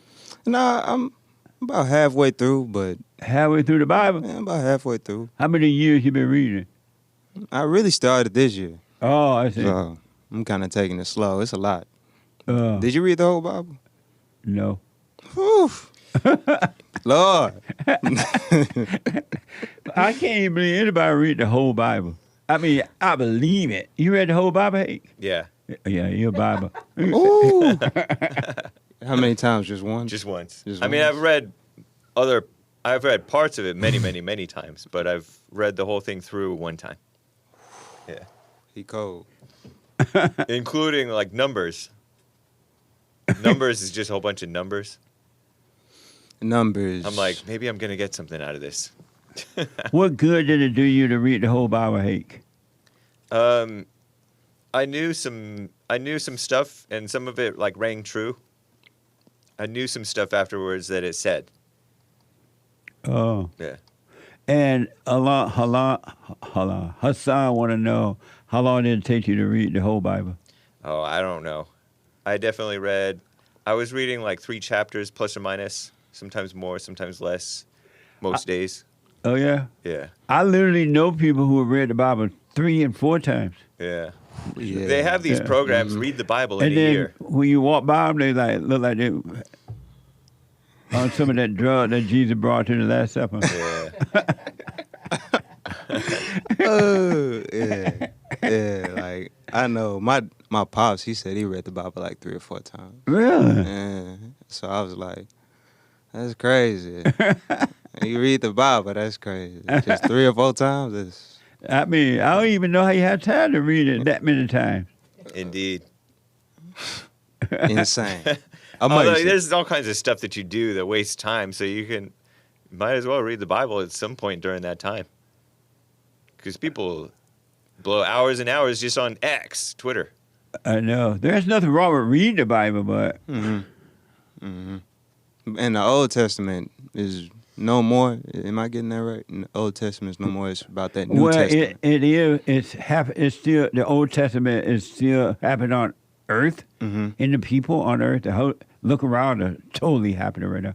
But the New Testament is inside of us, and when we live from within, we're not affected by the Old Testament anymore because we live from the New Testament. Got it. Amazing. Huh? Amazing. I needed that. So, welcome as a new producer of the show. Let's clap it up. Amazing. How's it going so far? It's going amazing. Yeah, I'm trying to get my amazing down. How you say amazing. that? Amazing. I gotta hit that better. So LAURIE, is this LAURIE net? LAURIE want to talk about the flat Earth. Can you hold on a minute there? Yeah, let's do it. All right. LAURIE. Yes. Welcome. You're on the air. Thank you for calling from Missouri. Thank you for having me. Yes. I wanted to pitch in that rainbows, by their very nature of arcing across the sky, as they do, shows rather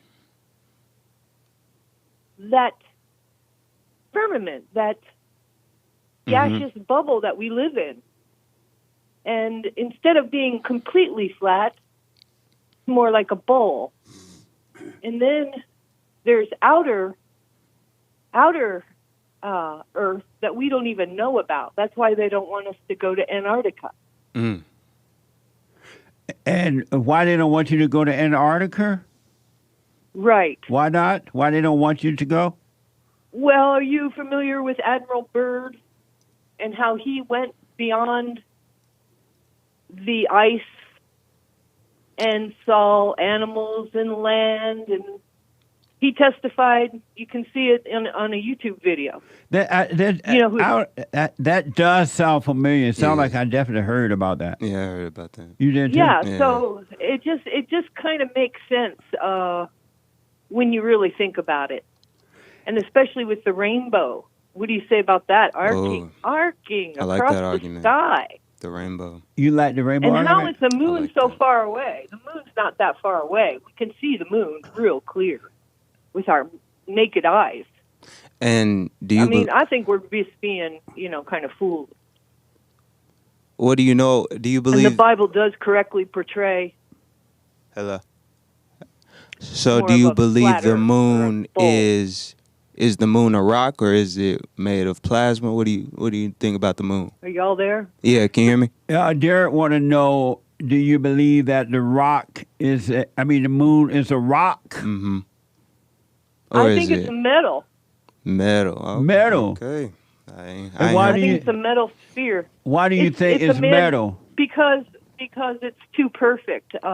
Many scientists have said that it's too perfect of a circle, and then when they did land on it or something like that, it pinged.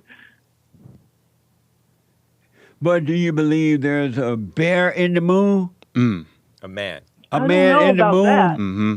There's a man that live in that moon. A man. Yeah. There's a man in the moon. There's a bear in the stars. Do you believe in rainbows and lollipops and ponytails everywhere? I do. I hope to every day. Sunshine, lollipops, and rainbows everywhere. That's the way I feel when we're together. Brighter than a lucky penny when you're near the rainbow. Never disappear. That's right. And I feel fine. We're going to lose the argument. We're going to lose the argument you playing. Put that in there. Love you guys. Lord, let me ask you this before you leave. What is the firmament? To me, the firmament is the bowl, and the bowl has the whole round circle of the gaseous, atmosphere that we need to live in. Beyond that is apparently the, what is it called? The belt, the radiation belt. And many people have said that we couldn't go beyond that, especially in the tin cans they sent up to the moon, because it would have radiated those guys. And where did you get the information from about that's what the firmament is? Where did you get that from? That it's a bowl. Well, a lot of stuff, and like they put a flag on the North Pole, and watched it for like a month, and all the shadows and everything, and it really does seem to be that we're still, and everything's moving around us. I mean, I've never felt like I'm moving on the earth real fast. Never felt like that. Well, I understand that because of gravity. Gravity. What? Well, gravity is a word. I know that when I drop something, it falls. You don't believe that gravity? That really mean? What does that really mean to like the water spinning around on the earth? If this gravity is just holding the water down so hard. You don't believe that gravity exists? Well, I know that the word exists and the action exists. But you don't believe it exists? As far as its wide-reaching powers within what we're talking about, meaning the rotation of the earth and the water sloshing about, it doesn't explain it to me. The word gravity doesn't explain how that works. Yeah. Derrick, what do you got to say? I was going to say, let me help out. Lord, let me see what Derrick has to say I'm about help out. I think she's saying Okay, gravity like is a false fallacy, I can't hear him now, gravity. Can you hear him now? Yeah, can you hear me? I can't hear him at all. You but can't I'm hear me just at on all? my phone. Oh, that's why. Huh. Amazing. Can you guys hear Derrick out there, Nick? Test doesn't. Can y'all hear me? I could put it on my computer if you want. Oh, I hear it on the stream. oh, okay. Everybody can hear him but you. Oh, okay. Well, Okay, I'll put it on my computer. Let's see. Well, you should be able to. No, Don't you do should be able to. You don't want to be on delay. You should be able to hear him through the phone. But let's try it again. What are you saying about it? I was gonna say I think she's saying that gravity is a false fallacy, right? So it's not real. And I think the real term that she's looking for is density. What did he say? He said that he believes you're saying that gravity is not real, and the real term that you're looking for is density. Yeah, I think that's the real term we're looking for. Yeah, density. Like density, and I do believe like the word gravity means something to us here. Like, you know, we drop a pencil and it falls. And maybe like he said, that means density. But I don't understand how all that keeps all the waters splashing around when the earth is like rotating. Okay, let me see if you can hear Hake. Testing 1, 2, 3. Can you hear me, Laurie? Testing. Barely. Yeah, I could barely hear you. Are you Probably like real old? No, I can hear you really loud. Okay, well, thank you for letting us know. We'll adjust our mics on that end, that side of the room.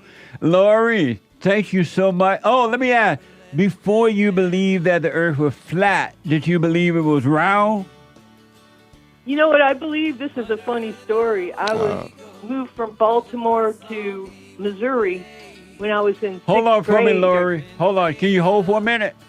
Yeah. Let me take a break. Derrick, thank you. Thank you. That's the new producer, Derrick. Welcome, Derrick. His first debut. First debut. Back in a moment. One more hour to go. The hate news, not the fake news coming up, and I'll be back in a moment.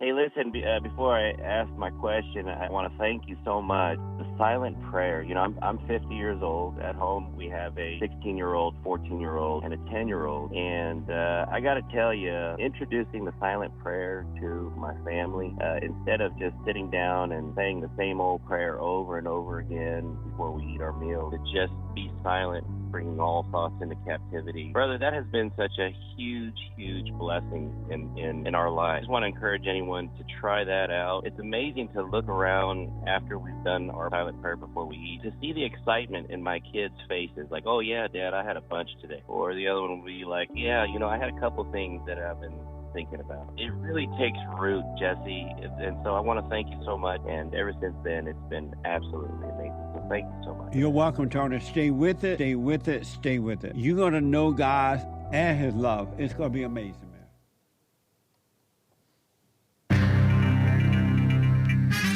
Very low confidence in quote-unquote higher education.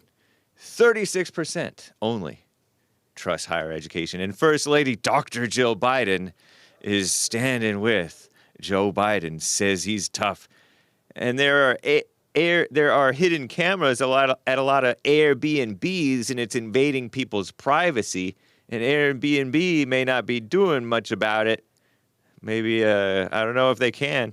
What a mess. And there's mass tourism protests in Barcelona, Spain. This is the end of hour 2 of the Jesse Lee Peterson Show. It is Tuesday, July 9th, AD 2024. There is one line open. You can call in right now during Hake News, not Fake News. And JLP will be right back to your calls in the third hour. In the meantime, it's Hake News, Commie Nonsense Network. CNN reports John Cena announces retirement from wrestling, the 16-time WWE, formerly known as WWF when I was in school. World champion, so-called. He's ready to say goodbye to the sport that made him a star. Isn't that nice? And today's number, only 36% of Americans say they have confidence in so-called higher education. That's because you go there to get high on pot and they're puffed up on fake knowledge. That's according to a new poll by Gallup and the Lumina Foundation, Lumina. Data shows young adults increasingly skeptical about the value of college, for numerous reasons, including the high cost of tuition and the ongoing student debt crisis. And then plus, you can just get a job and make money and get a real-world education. It's better. Anyway, for the most part, oftentimes. Today's quote, Dr. Jill Biden says, Joe has made it clear that he's still in. That's the so-called First Lady, the supposed wife of Joe Biden, sharing a public message of support for her husband, so-called President Biden. On Monday, as he faces calls to drop out of the 2024 race from, I heard, 4 Democrats. Biden added, Dr. Jill, I think, added, that's the decision he's made. And just as he's always supported my career, I'm all in too. What a lame, evil person. She doesn't support him. Anyway, Airbnb. This is nasty news. Airbnb has hidden cameras. Not the app or the company, but allegedly people who have Airbnb hosting things. A commie nonsense network, CNN, investigation has found that Airbnb, one of the world's largest short-term rental companies, consistently fails to protect their guests, despite knowing that hidden cameras are a persistent concern within their industry. I don't know how they would protect them. I don't know how. Thousands of images have been recovered from rental hosts by law enforcement. Hidden cameras placed in bedrooms and bathrooms show guests, even during their most private moments, changing clothes, being with their children, even having the S word, sex. According to CNN's review of the court and police records, as well as interviews with guests who found surveillance devices in rental properties or were told by police they had been secretly recorded. That's illegal in California, by the way. Secretly recording people. In a statement to CNN, Commie Nonsense Network, an Airbnb spokesman said the hidden camera complaints are rare, but when they do occur, quote, we take appropriate, swift action, which can include removing hosts and listings that violate this policy. And mass tourism protests in Barcelona. Dozens of protesters in Barcelona, Spain, recently sprayed visitors with water as part of a demonstration against mass tourism. The demonstrators were seen chanting, tourists go home, maybe in Spanish, and squirting them with water guns, water pistols. Others carried signs with slogans including, Barcelona is not for sale. That's what you think. And almost 26 million visitors made an overnight stay in the Barcelona region in 2023, spending $13.8 billion about, according to official figures. However, the Asamblea de Barris del Decreement Turístic said, that's not Spanish, said overwhelming crowds are driving up prices and increasing social inequality. Oh, Lord. Complaints about mass tourism, blah, blah, blah, blah, blah. Other popular destinations around the world. I'm James Hake. Now back to JLP, Hour 3.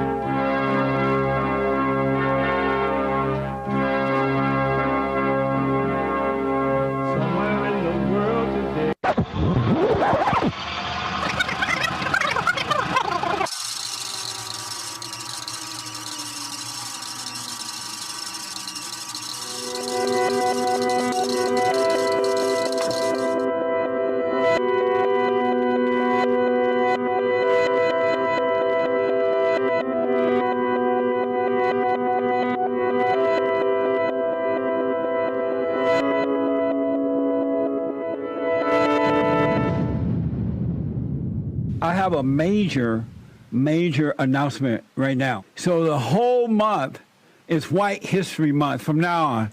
Happy White History Month. It's White History Month. I'm gonna celebrate with my friends. It's White History Month. So be sure to tell everyone there will always be different months to celebrate. This month's gonna be White History.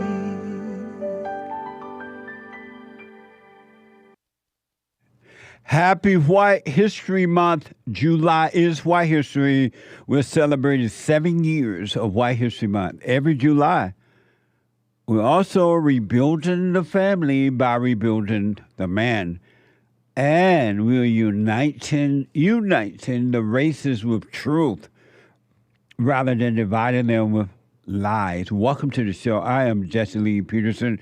We are now in the third hour of the show already. There's a line open if you want to jump in at 888-77-53773, 888-77-JESSE, JESSE. And my biblical question for this week, a doozy. The biblical question, why do you... No, that's not it. Why are you dismayed by others? Why are you dismayed by others? Isn't that an amazing question? If you're busy at a beach, working out, making breakfast, lunch, and dinner, anywhere in the world, we are heard around the world by everybody and their mama. And if you're black, everybody and their mama. If you're white, everybody and their mama. You can be listening to the show on your iPhone or iPad by calling the listen line on TalkStream Live at 605-615-4131. 605-615-4131. Isn't that amazing? And you can podcast, of course, the shows at any time. And to donate and have your comments read out loud, go to Buy Me a Coffee. BuyMeACoffee.com/JLP Talk. BuyMeACoffee.com/JLP Talk. Or Bond JLP Cash App. Bond JLP Cash App. It's Tuesday. It's the last hour of the show on today, Tuesday. And it is always Country and Western Tuesday. And they don't love the animals. They love the thrill they get from the animals. They don't care that they're destroying the animal, as long as they get the thrill. Satan is busy. He's watching the show. All my thoughts, well, they've all been lies. They let me down every single time because the devil's been making homes inside my head. The good, the bad, the glad, the sad. If I could let them all go and give them to God, well, maybe you take this anger from my soul. And I'd shine like a light that's too bright to see. And I could lean on God so He could lean on me. Forgiveness, righteous, perfect peace. Amazing. Did you drink water today?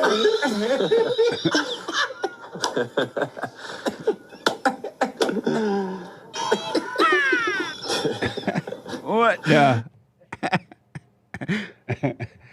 Amazing. That was Hassan dog Sandy. Isn't that amazing? 888-77. And I really like that song, man. It's an amazing song. Country and Western song. From Pete out of Alaska. Thank you, Pete. And I've thanked you before, and I'll thank you again. All right. I want to go quickly back to LAURIE, and I had to put on hold there due to the break. And LAURIE believed that the earth is flat. And I asked just before the break, LAURIE, did you, before you believed that the earth was flat, did you believe it was round? I used to, like when I was a kid and we moved, and the teacher was talking about the surface of the earth. And anyway, he was depicting the sun and the stars, and in a way that I didn't understand because I always thought we lived inside the earth. So I've just kind of always had my own ideas about things, I guess. And so you thought it was round before? I thought, well, I still think it's meaty. I think things do live down there. But I think it's more like a bowl. Like a bowl? Yeah. So at one, I'm black and slow, so forgive me. You believe one time it was, round, right? I guess, I don't know. I believe, yeah, I did. When I was a kid, I think it was round, but I thought we lived inside of it. Oh. I thought the sky was inside the earth. I didn't know it was outside the earth. Oh, I see. And do you believe we live in the earth now or around the earth? Outside. The earth. I was outside the earth. On top of it, yeah. We live on top of the earth. Yeah, on it. Yeah, on it, on the ground. Oh. And so you believe we live on top of the earth on the ground? Yeah. I'm sitting on top of the world, just rolling around, just singing my song. Glory, hallelujah. Well, do you believe the earth spins around and around real fast? I believe it spins around. I don't know how fast it's going, but I believe it spins around, and I believe what's keep us from spinning around really fast is gravity. It keeps us down. Hey, is that your dog? No, that's Hassan's dog. Oh, okay. He's cute. That's Sandy, Hassan's dog.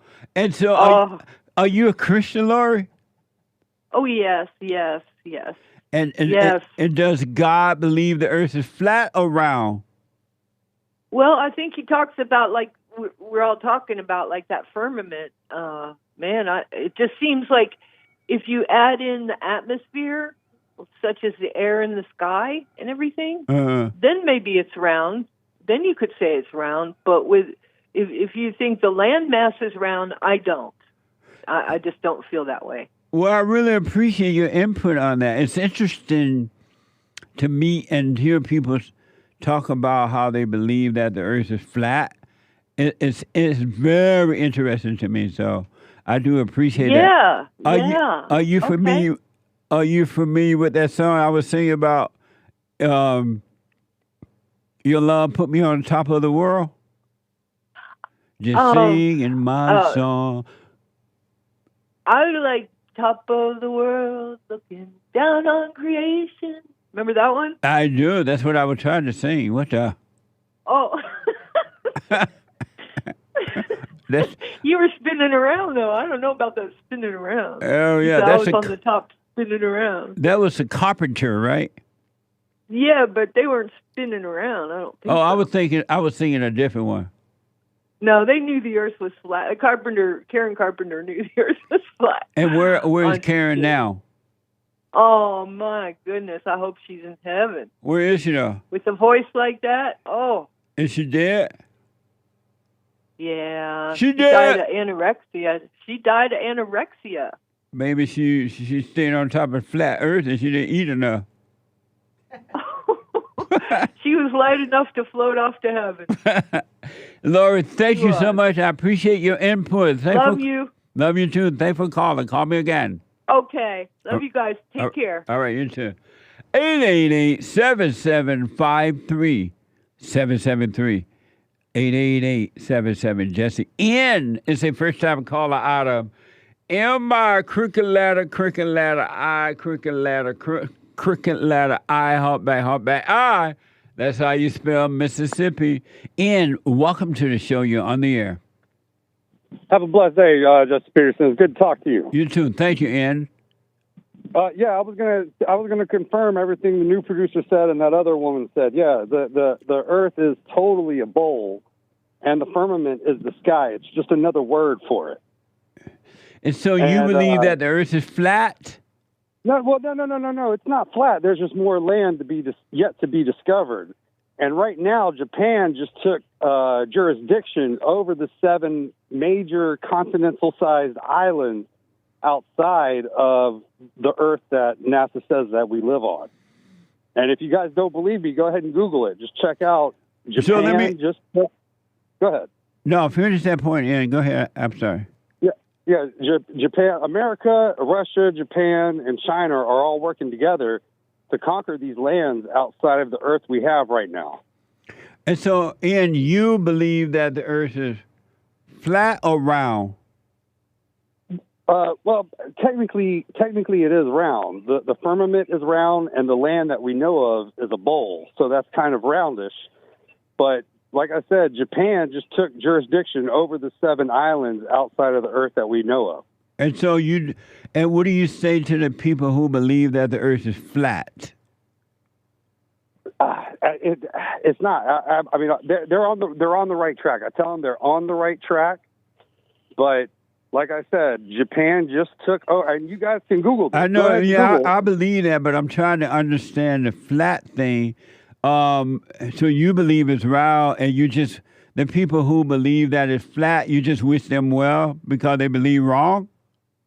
No. I tell them they're on the right track.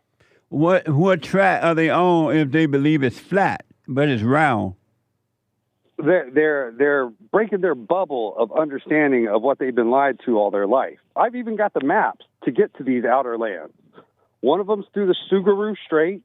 And one of them is through Summersgate, which is where the sun goes to the edge of the Earth of the bowl, and it melts the ice wall that these white devils have been building for like the last 50 years.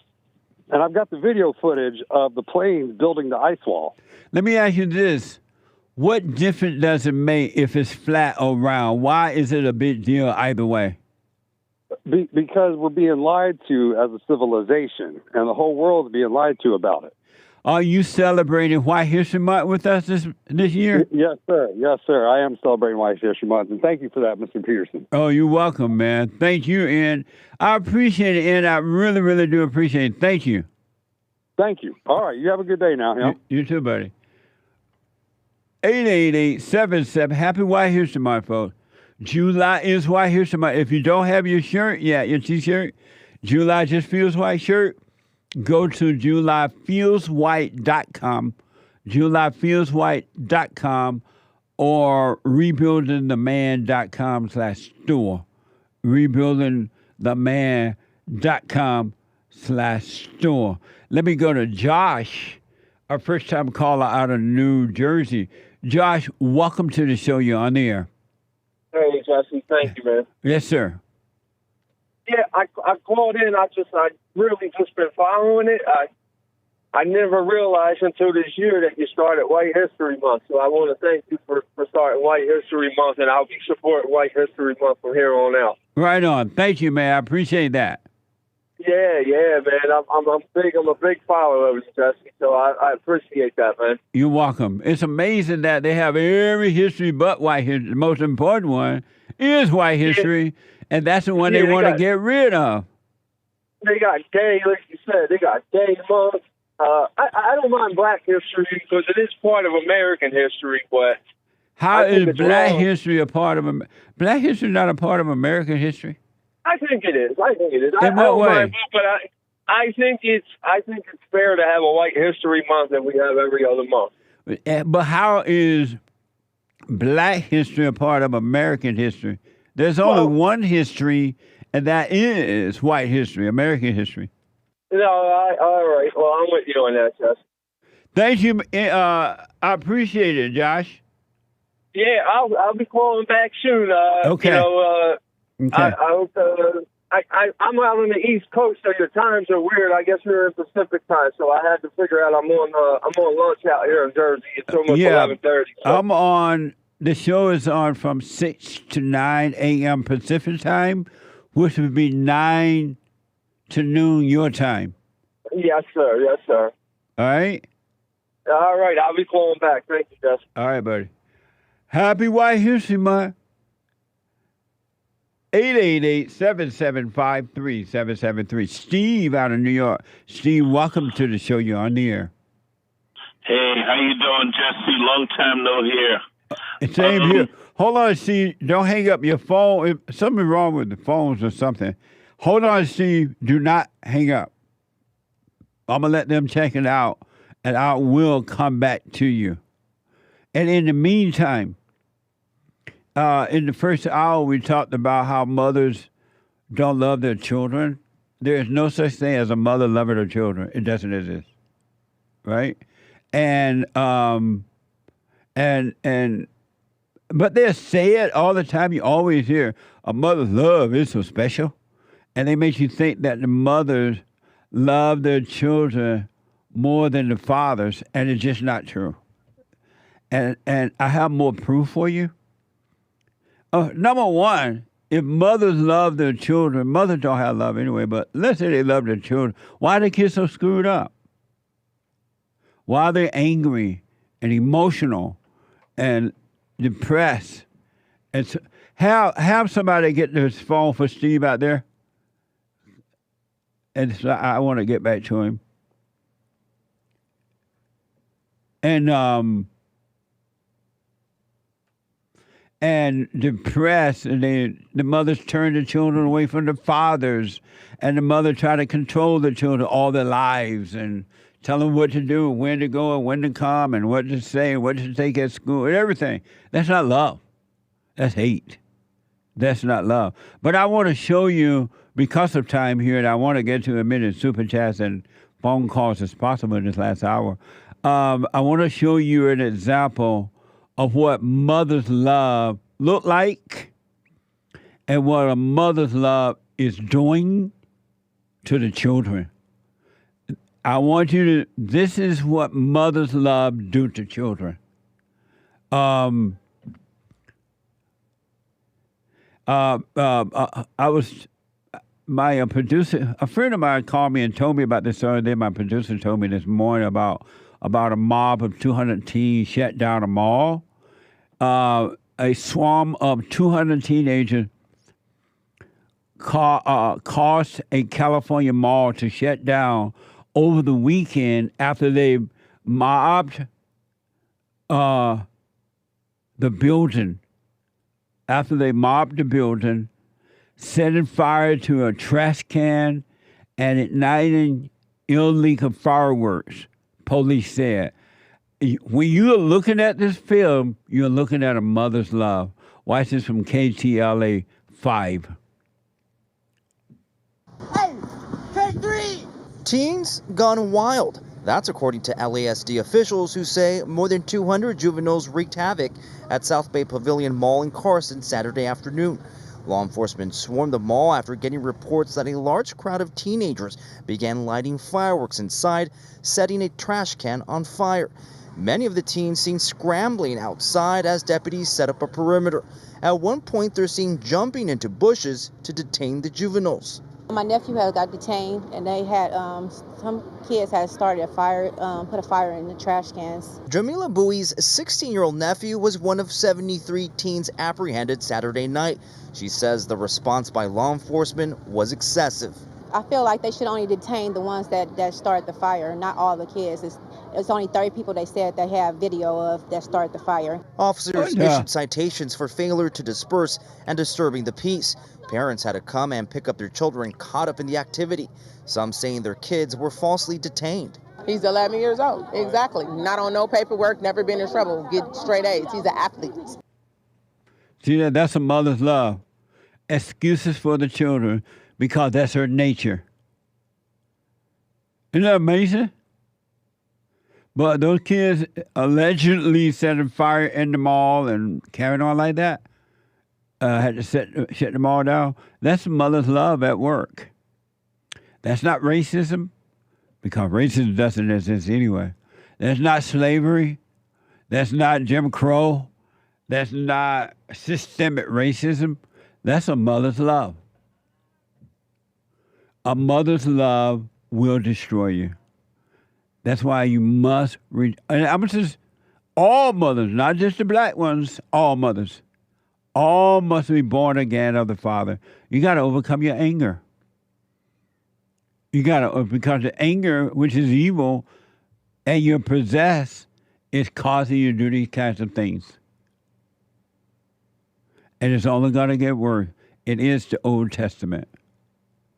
Forgiveness is the way out. There's never, ever, ever. I'm waiting for someone to let me know when Steve is ready, but no one is telling me. And they're taking a long time with Dave in South Carolina. I don't know what's going on. Maybe I need to go out and find out because I can't function, folks. And they're taking forever with Dave.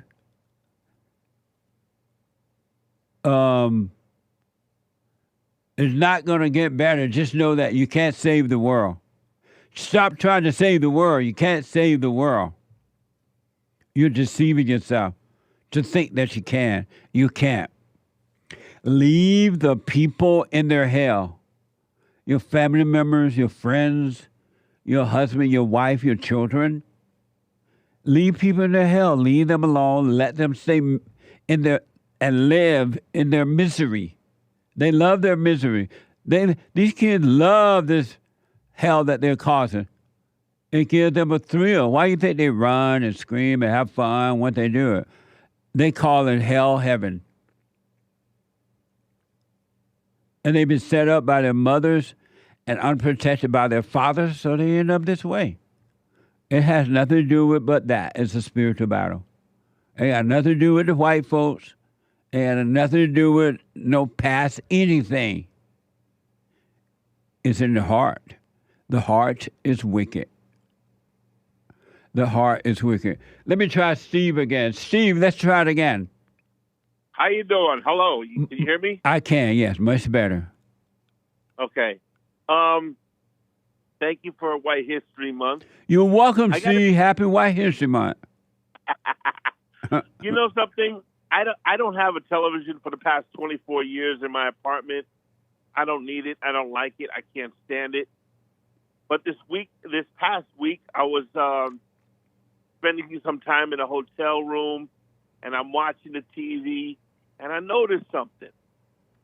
Every single commercial is without a white person. Every single commercial is either black person or a woman, and the only white woman there is like the little chubby white woman, and there's no white men. You're absolutely right. And then if they happen to put a white man on there, they have him with a black woman. He's on there for some reason with a black woman instead of a white woman. I saw a mattress commercial. Yes. And there was a black man in the bed, and right behind him was a white woman. Yeah. I mean, look, I understand that, I understand interracial, couples. I understand that. I don't care, but it's all, Yeah.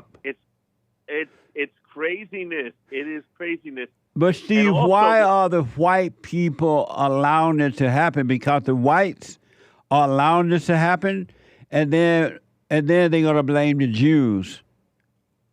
Oh yeah, absolutely. And absolutely. Why are the white people not doing something about it? It's their country. I have no idea. The television is off limits for me. I don't touch it. Yeah. I don't watch it. I don't need it. It's poison. Every and all the TV shows. Yes. It has a white. There's a woman that is over a man. Yeah. Every single show, it's a woman over a man. Woman doctor. No, I'm sorry. Telling a stupid man what to do. A female cop that is, she notices something. No, it's all craziness. It's all craziness. I've noticed soon. I mentioned here that in most, if not all, most of the newscasts, weather reports, and the media, the person who presented the news, it's all female for the most part. And then, if they do show a man, it's a beta male, he's all weak, sounding like the woman. Yeah. And so it's crazy it's evil what's happening in the country. But another thing I noticed too, Steve, is that it's all women in the newsroom now for the most part, doctor rooms, weather reporters, everywhere, right? Anytime there's emergency fire or emergency this or that, earthquake or rain, there's always a female talking about it out there in the field. But I noticed that even the Christian women, those women who pretend they love God, they're okay with wiping out the men, but when the men play in the women's sport, they don't like that. It's crazy to see that happening. Mention church, and I'm going to tell you something. I used to be part of the Church of Christ, and I haven't gone there for a long time, but I went back there. I went back to the website, and now they have Thursday night they have a meeting, a ministry, how to become less racist. Wow. Ministry. Seriously, how to become less racist. And you gave them the finger and walked out. I didn't even go in. Right I'm on. Like, yeah, I'm not going. You think I'm going to give my money to that? No. I'm Right not on. doing it. And what a mess. That's why I encourage people every day that they have to take control of their own life now as adults. The parents are responsible for the children, but the adults are responsible for themselves because the world gone crazy. It's all evil now. And if you're not in control of your own life, you will be deceived. It's Can I say one more thing about this flat Earth thing that I'm seeing? It's being pushed around. It's crazy, and I'm going to tell you something. I went to college for 3 years, and I dropped out. And my area of study was physics, right? Mm-hmm. And we did,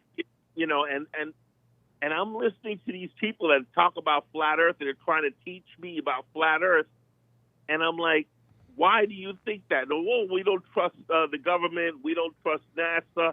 I said, hold on. 5,000 years of science and technology that measured the Earth before Christ in the Greeks and the Chinese and the Indians, they all measured the circumference of the Earth in different ways, right? They all know that, Columbus, Copernicus, Sir Isaac Newton, all of these people, but you don't trust NASA. 5,000 years, but you don't trust NASA. Amazing. That's a good point, Steve. Thank you, man. I appreciate it. I got to take a break. 888, thank you, Steve. 888-77-JESSE. When I come back, your breaks and your phone calls and super chats right after this break. Back in a moment. She left for Birmingham. We have a counseling service, and I have to admit, thanks The to treasure God, chest is it now the open on D-Line. best counseling service on this side of heaven. I counsel with men and women, families, and individuals around the world. Most people are unhappy, they're miserable, they have rough lives, they're depressed, suicidal, young and old, of all races. I understand, I know why, and I do understand it. Because exactly what's happening in me is happening with everybody outside of me, inside of them. And I've noticed that with those who really, really, really want to understand, they will become it just like that, out of one counseling session. If you need counseling, you can go to rebuildingaman.com or call 800-411-2663. 800-411-BOND. Best counseling service on this side of heaven.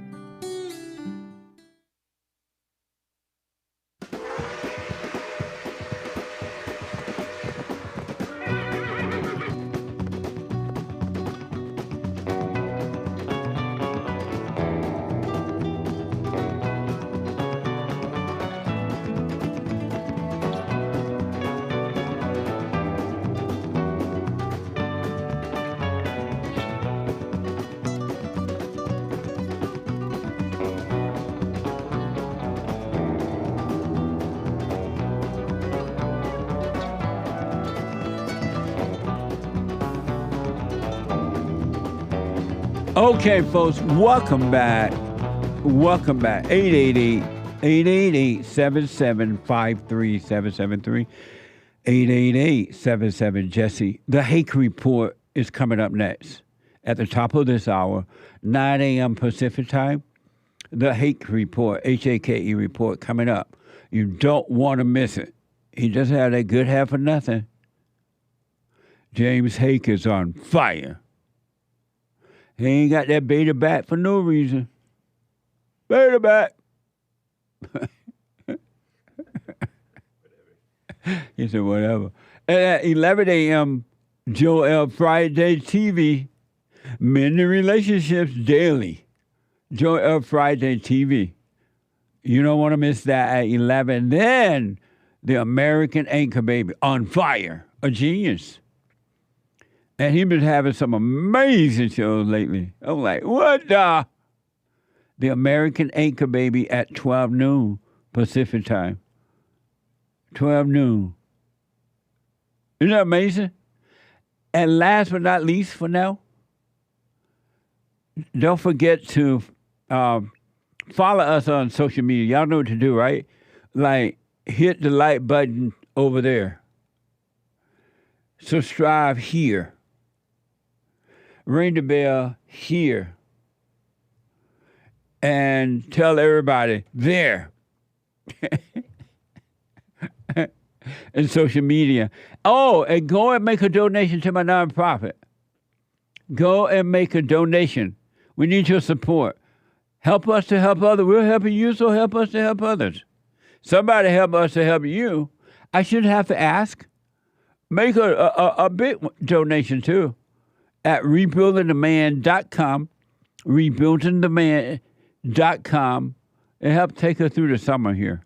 rebuildingtheman.com, or call 800-411-BOND, 800-411-2663. It's a nonprofit, so it's tax deductible, and it helps us get all this work done, all right? Also, you can mail it in if you don't want to make, whatever you owe, don't trust the bank. You can mail it in make it out to Bond, B-O-N-D, B-O-N-D, P.O. Box 35090, L.A., California, 90035. P.O. Box 35090. Is that right, Dave? 35090, L.A., California, 90035. All right? I do appreciate it. Let me go to, is it Ali? Ali, a first-time call out of Philadelphia. Ali, welcome to the show. You're on the air. Hey, what's up, Jesse? How you doing? All is well, sir. So I actually called back a few months back, like 6 or 7 months ago, about a barber. Like, I'm a barber, and like the people at the shop were like, trying to like mess around with me or something. I don't know if you remember that. But never ask a black man if he remembers. All right, I guess not. But so I ended up opening up my own barbershop. I saved up money, opened it up, and it's been going real well. But for some odd reason, I keep thinking about it, and like every day I have this like weird sinking feeling in my stomach, and like I actually lost a couple of friends the last couple of months. I opened it up 2.5 months ago, and some of them like were calling me like self-absorbed and stuff, and they just kind of cut me off, and it was just really weird how everything is working out, or like happening in my life. And I guess I've just been going through this past 2 weeks. I've been going through this bout of like severe like loneliness that I don't think I really ever felt. I was never really one of those guys that felt all this loneliness and anxiety, but all I think of every day is like, the shop's going real well, but I just keep thinking about it. I don't know why. And,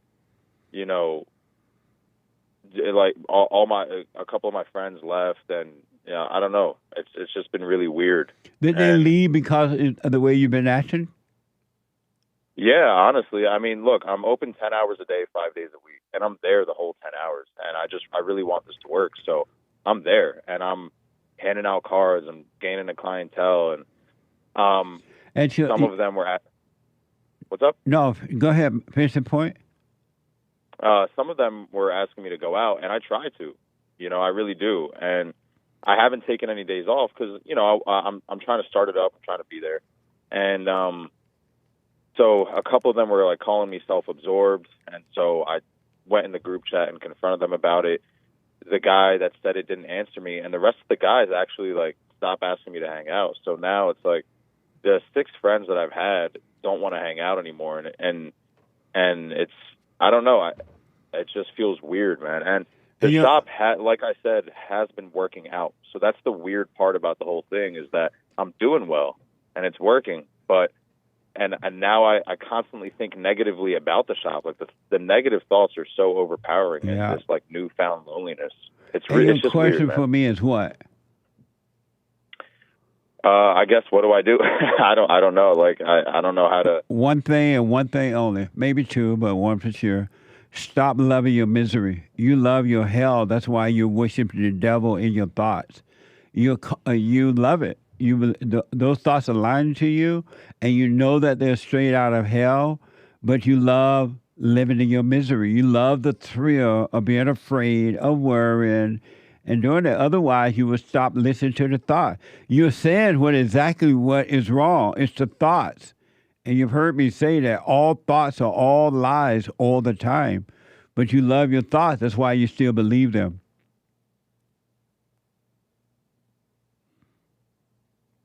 Why don't you stop believing those thoughts? I really don't know. I found myself kind of diving back into the thoughts that I had as a kid too, and I like follow these patterns that I used to do as a kid, where I would like do certain things at certain times of days, and like I fell back into that. Why don't you drop it? Just drop it. Stop believing the thoughts. The thoughts are not from God, and they're not from you, and they got you believing lies. And you're going to end up destroying your business and everything else because you believe lies.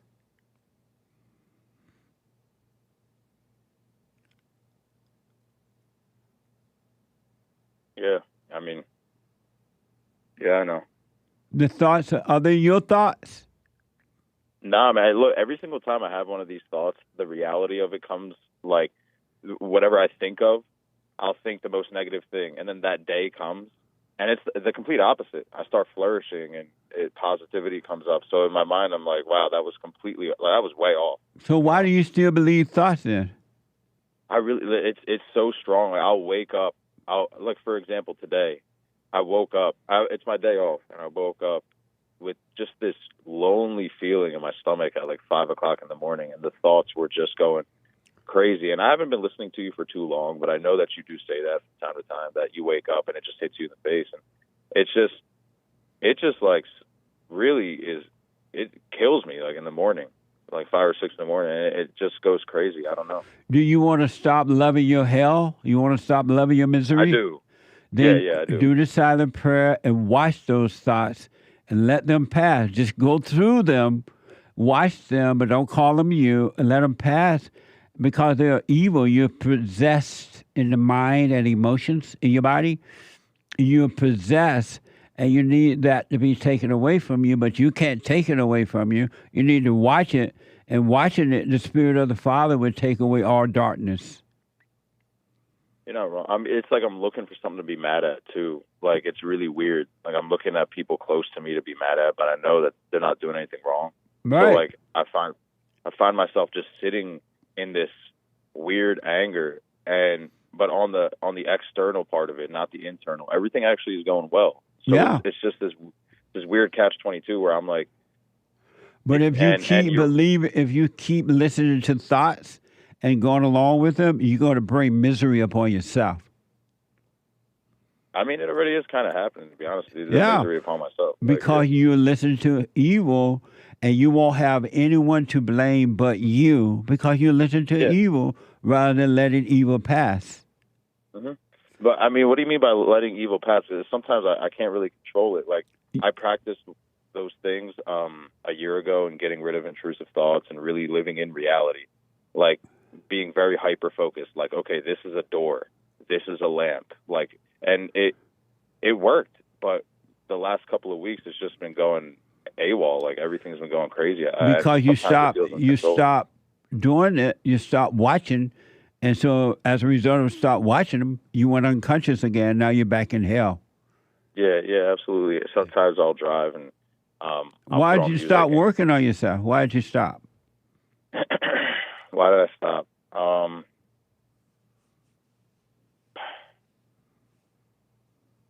I don't really know, man. I'm not even gonna lie. I don't know. I don't know the answer to that. I would say that I don't know. You love your hell. That's why you stopped. You don't love heaven, because if you love heaven, if you love the truth, you would have stayed with it. But you love your hell. That's why you stopped working on you. You became unconscious, and now you love complaining about your hell. You love feeling the hell. You loved telling everybody about your hell, and that's why nobody want to be around you. Right. Yeah, man. That's funny. Listen, all right. So what do I mean, all right. I don't know. Go back to the silent prayer. If you haven't been doing it, start doing it. And all you got to do, what I'm telling you is all you got to do. There's no more to do about this except watch those thoughts and go through them, live with them, watch them, and the spirit of truth, the spirit of love, the spirit of the Father will destroy all the darkness inside of you, inside of your mind and your heart, and you'll be free. Just by watching the thoughts, like... I promise you, just by watching the thought and doing nothing about them, don't call them you, don't blame, don't give them name, just watch them, and they will be taken away from you because you're possessed. All human beings are possessed with spirits, evil spirits in the mind and in the body, emotions, right? And it's not you. They're not even in you. They're in your body and mind, but they're not in you. But you identify with your body, so you think it's you. Yeah, no, you're absolutely right. I started watching reality versus my thoughts like 3 months ago, and it's so crazy how different they are, and how it's just weird to see how altered and distorted your thoughts are. But it's uncontrollable sometimes. Like in times like this. The last 2 weeks, I don't know what it is, but it's like, it feels real. It feels very real. Like I have to be mad at this person. And I know, yeah, you're right. I do sound like I'm complaining, but you feel, I understand, you do feel the pain in your body. You do feel those thoughts and aware of those thoughts, but you believe that they're you, and that's why it seems real, but they're not you. They're not you at all. So you need to quietly say to yourself, I see the pain, I feel the pain, I see the thoughts, I feel the pain, but it's not me. And eventually you won't have to say it because reality will set in and you will see that it's not you and they will be taken away from you. It's not you, Ali. It's not you, but you got to work on you. You got to seek the kingdom of God first and everything else will be added. Your business will work and everything will be fine. Okay, I haven't crashed out yet, so I haven't snapped at anybody yet. Have you done the silent? Do you do the silent prayer? Yeah, absolutely. So this is only like the shop's been open 2.5 months, and for some odd reason, it all started 2 weeks ago when my friends like all kind of did that whole like gossipy ditching, not being friends with me anymore. And now let those people go. Those are not your friends. No such thing as friends anyway. But let them go and just work on your life. Let them go and just work on your life. You're not responsible for anyone. You don't owe anyone anything. It's not. And the people that don't want to play with you, you wish them well, but don't try to be around them because they'll end up destroying you. You see that their hearts are wicked. Be glad to see it. That's your protection from God. But don't judge them. Don't be angry at them. You just continue to work on you. And that feeling of being alone. You say you felt lonely, right? Yeah, it's like it's indescribable. I've never had it. And who felt lonely? Okay, I know what you're saying. Like the false me, the me that believes in the thoughts and Right. and all So that, why right? do you say you felt lonely? It wasn't you at all. That's one of those evil spirits inside of you. It's not you. I mean, look, but it's physical sometimes, man. Like it really. I feel like I'm gonna throw up. I'm not even gonna lie. Like sometimes, sometimes I want to puke. But here's what you do: get back on track. Right now is every day is a new day. Every moment is a new moment. Forget about what has happened. Don't think about what's going to happen. Start right now living in this very moment. You have a new start right now. And don't try to make up for anything that has happened. You can't make up. When it happened then. When it ended then. All you have is right now. So start anew right now. Yeah, sometimes I feel shame the last 2 weeks. Like, damn, I really just fell back into that. I can't believe it. But So I'll don't start judge feeling yourself. this way. There is no you to fall back into anything. There is no Ali. No, nowhere. You don't even know who that is. But when all this darkness, when all the thoughts and feelings disappear, the real you will appear, and then you'll know who you are. Right now, you don't know who you are at all. No one does. What do you mean the real you? The real you will appear when the fake you disappear. Okay. You're not your body. You're not your thoughts. You're not your feelings. You're not your emotions. You're not your fears. You're not the fake love. You're not a friend. You're not an enemy. You're not a sinner. You're not a saint. You're not right. And you're not wrong. You're none of the things that you think you are. It's all thoughts. It's just thoughts. And it's not real.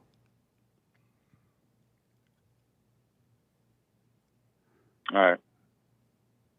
So go back to the silent prayer. Do it every morning and night. And during the day, be aware. Bring your mind back to your body when you're caught up in your head about stuff.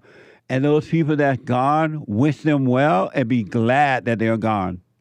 Those were your enemies, not your friends. And what if they come? What if they come back? Like a woman in my life, like from like ages ago. We were just friends, nothing romantic. But she lashed out at me one day and left, blah blah blah blah. And then she came back like a week ago in my life, and I started to feel real angry and like. Don't let her back in your life. Period. You let the devil back in your life. And don't argue with her. Just don't let her. Tell her she can't be in your life. And wish her well, and you continue to live your life. Damn. All right. That's kind of rough, though. I mean, what? You know, I mean that's a lot, man. Like, you know, what's a lot? I guess the journey. It's been it's a lot. That's What's all. a lot? But the journey of like getting rid of the thoughts, wishing people well, forgiveness, all that stuff, and you know. Do you want to be free? Overall. Yeah, I mean, there's no going back now. Right. Then you got to overcome the illusion. All you're doing is overcoming illusions about you. Right, yeah. Sometimes I'll listen to music on like full blast for like an hour and go dive deep in the illusions. Lately, I've been turning off the music like 10 minutes in, and I'm like, all right, what are you doing? This is weird. But, you know. Go back to it, Ali. You're going to stay on that journey, no matter how difficult, no how long it takes. It doesn't matter. You're going to have to travel this alone, but you're going to love it if you stay with it. You got to stay with it and stay with it. And just know that all thoughts are all lies. Any thoughts about you and there's an illusion about you, all lies all the time. All thoughts are all lies all the time. I promise you that, man. And if you stay with it, I promise you all illusion about you will be destroyed and you will be free. Okay. But tell that woman you don't want her back in your life. Don't let her back in. Why? She seemed nice, though, when she came into my life. She seemed like she was just wishing me well and stuff. But right, the devil would do that when he try to come back into your life. All right. I'll say it. I'll do it. No problem. Let me know how it goes. All right. Thanks, Jesse. All right, buddy. What a mess. Either you get on that straight and narrow and stay there, or you fall apart. You fall off, you're off, and then you're in trouble. Super chat. Super chat. Super chats. Over on D Live, a couple of diamonds on Jesse Lee Peterson D Live. Super Dave with the diamond says, Last Supper was just wine and bread. Sorry, Todd, bro. I know Todd said he brought some drugs. Shout out to Super Dave. He has some really fun classic calls. Kid Combo 1 with a diamond says, Thank you, Super Dave. Jesse would rather stitches in his eye versus smoke a joint. Laughing face with tears coming out sideways. The stitches are healing. I still can feel the stitches because they took the eyeball out and they put it on the table. They worked on it. Did you watch it happen? And then they put the eyeball back. I was asleep. And then they put the eyeball back and then they stitch it in. So they are healing the itch. And I can feel them, but it's not painful at all. And they're going away. Thank you. Nice. Also on D Live, on buymeacoffee.com/JLP Talk, the key, Hassan. When we get in the lab to create Punchy, Mr. Sandman is too handsome not to be a papa. Punchy proceeds, money bag, will be sold for top dollar with wings and donated to Bond. Handshake. Derrick, do you see my note? Thank you very much. I appreciate it. Urinal Chills with a rumble. He is a monthly supporter. Is it wrong to read the Bible when on the toilet? I used to feel weird doing that. Only place I can focus. I don't know. Why not? If you're going to use the bathroom, yes, Derrick. Why not put the Bible away until you finish? Yeah, because you don't want to sit on it. You don't want to sit on the head too long. Right. It's not good for you. Absolutely. Yeah. Thank you, Urinal Chills. Coldburger Art with a coffee. What is this trend of Earth being a bowl with femininity? Well, you know what a globe looks like cut in half, yo brain. That's to flat earthers, by the way. Upside down smiley. I don't know. I just don't know, but it's interesting. Thank you. C on C with a coffee. Jesse, cool boo. Your new producer seemed very, very young. Did Speedy hire him?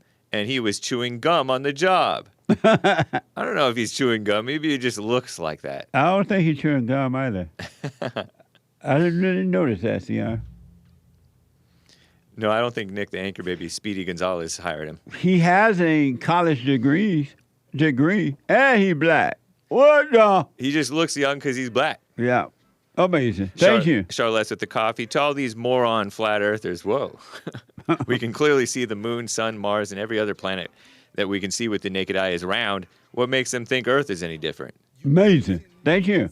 It's me, Xenia. My friend called me to help her with our other friend while they were on shrooms. I told her she better not be naked and running around. She was wandering around the park going up to houses. What? Shout out to the top contributors on D Live: Aries 1, Kid Combo 1.0, Super Dave, Bill West, Games for Rec, Good Vibes, and the rest of the supporters. Thank you guys. Thank you all. And thank you guys. I do believe that may be all. Amazing. Now. Oh, Tim. Kristen, first time caller. Kristen, real fast.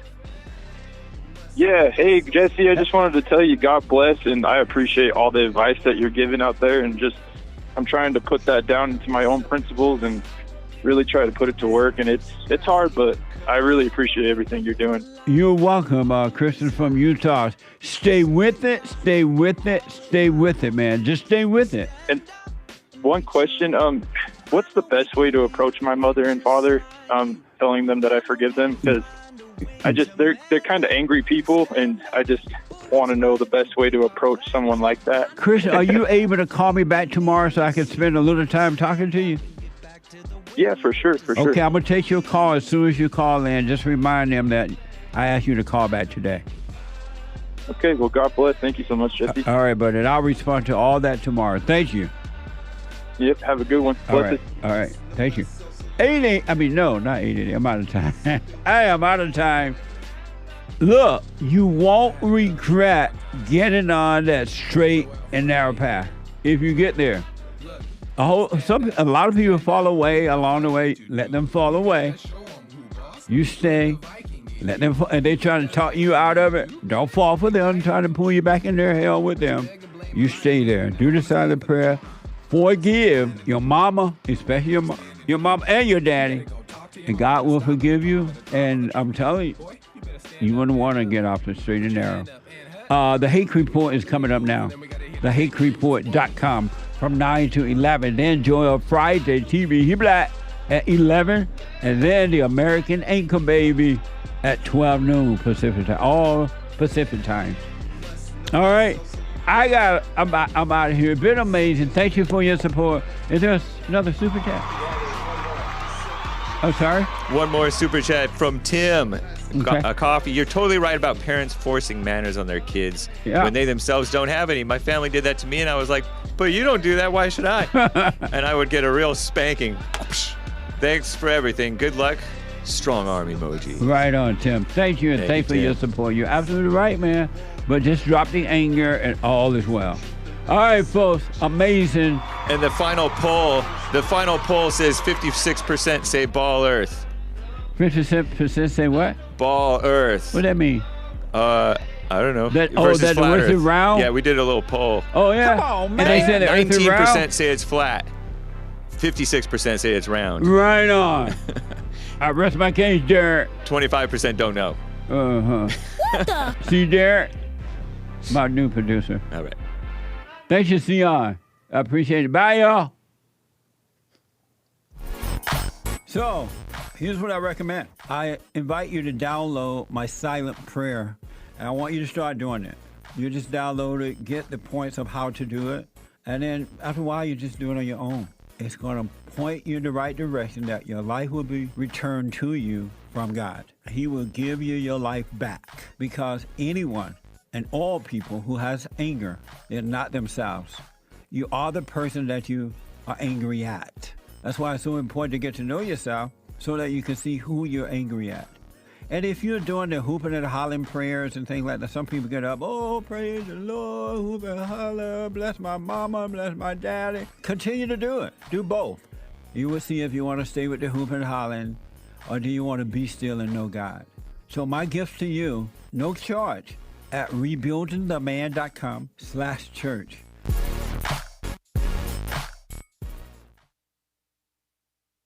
I noticed after a while that when these guys overcome their anger, they have amazing ideas about starting a business, but because they've been told that if you don't get a loan from the bank, or if you don't have a 5-year plan, or if you don't do this, and it's just simply not true, it's the first step. With faith, then all things are possible. So, but the most important thing is to return to the Father. That yearning that you have, that emptiness, that void, is not for more stuff.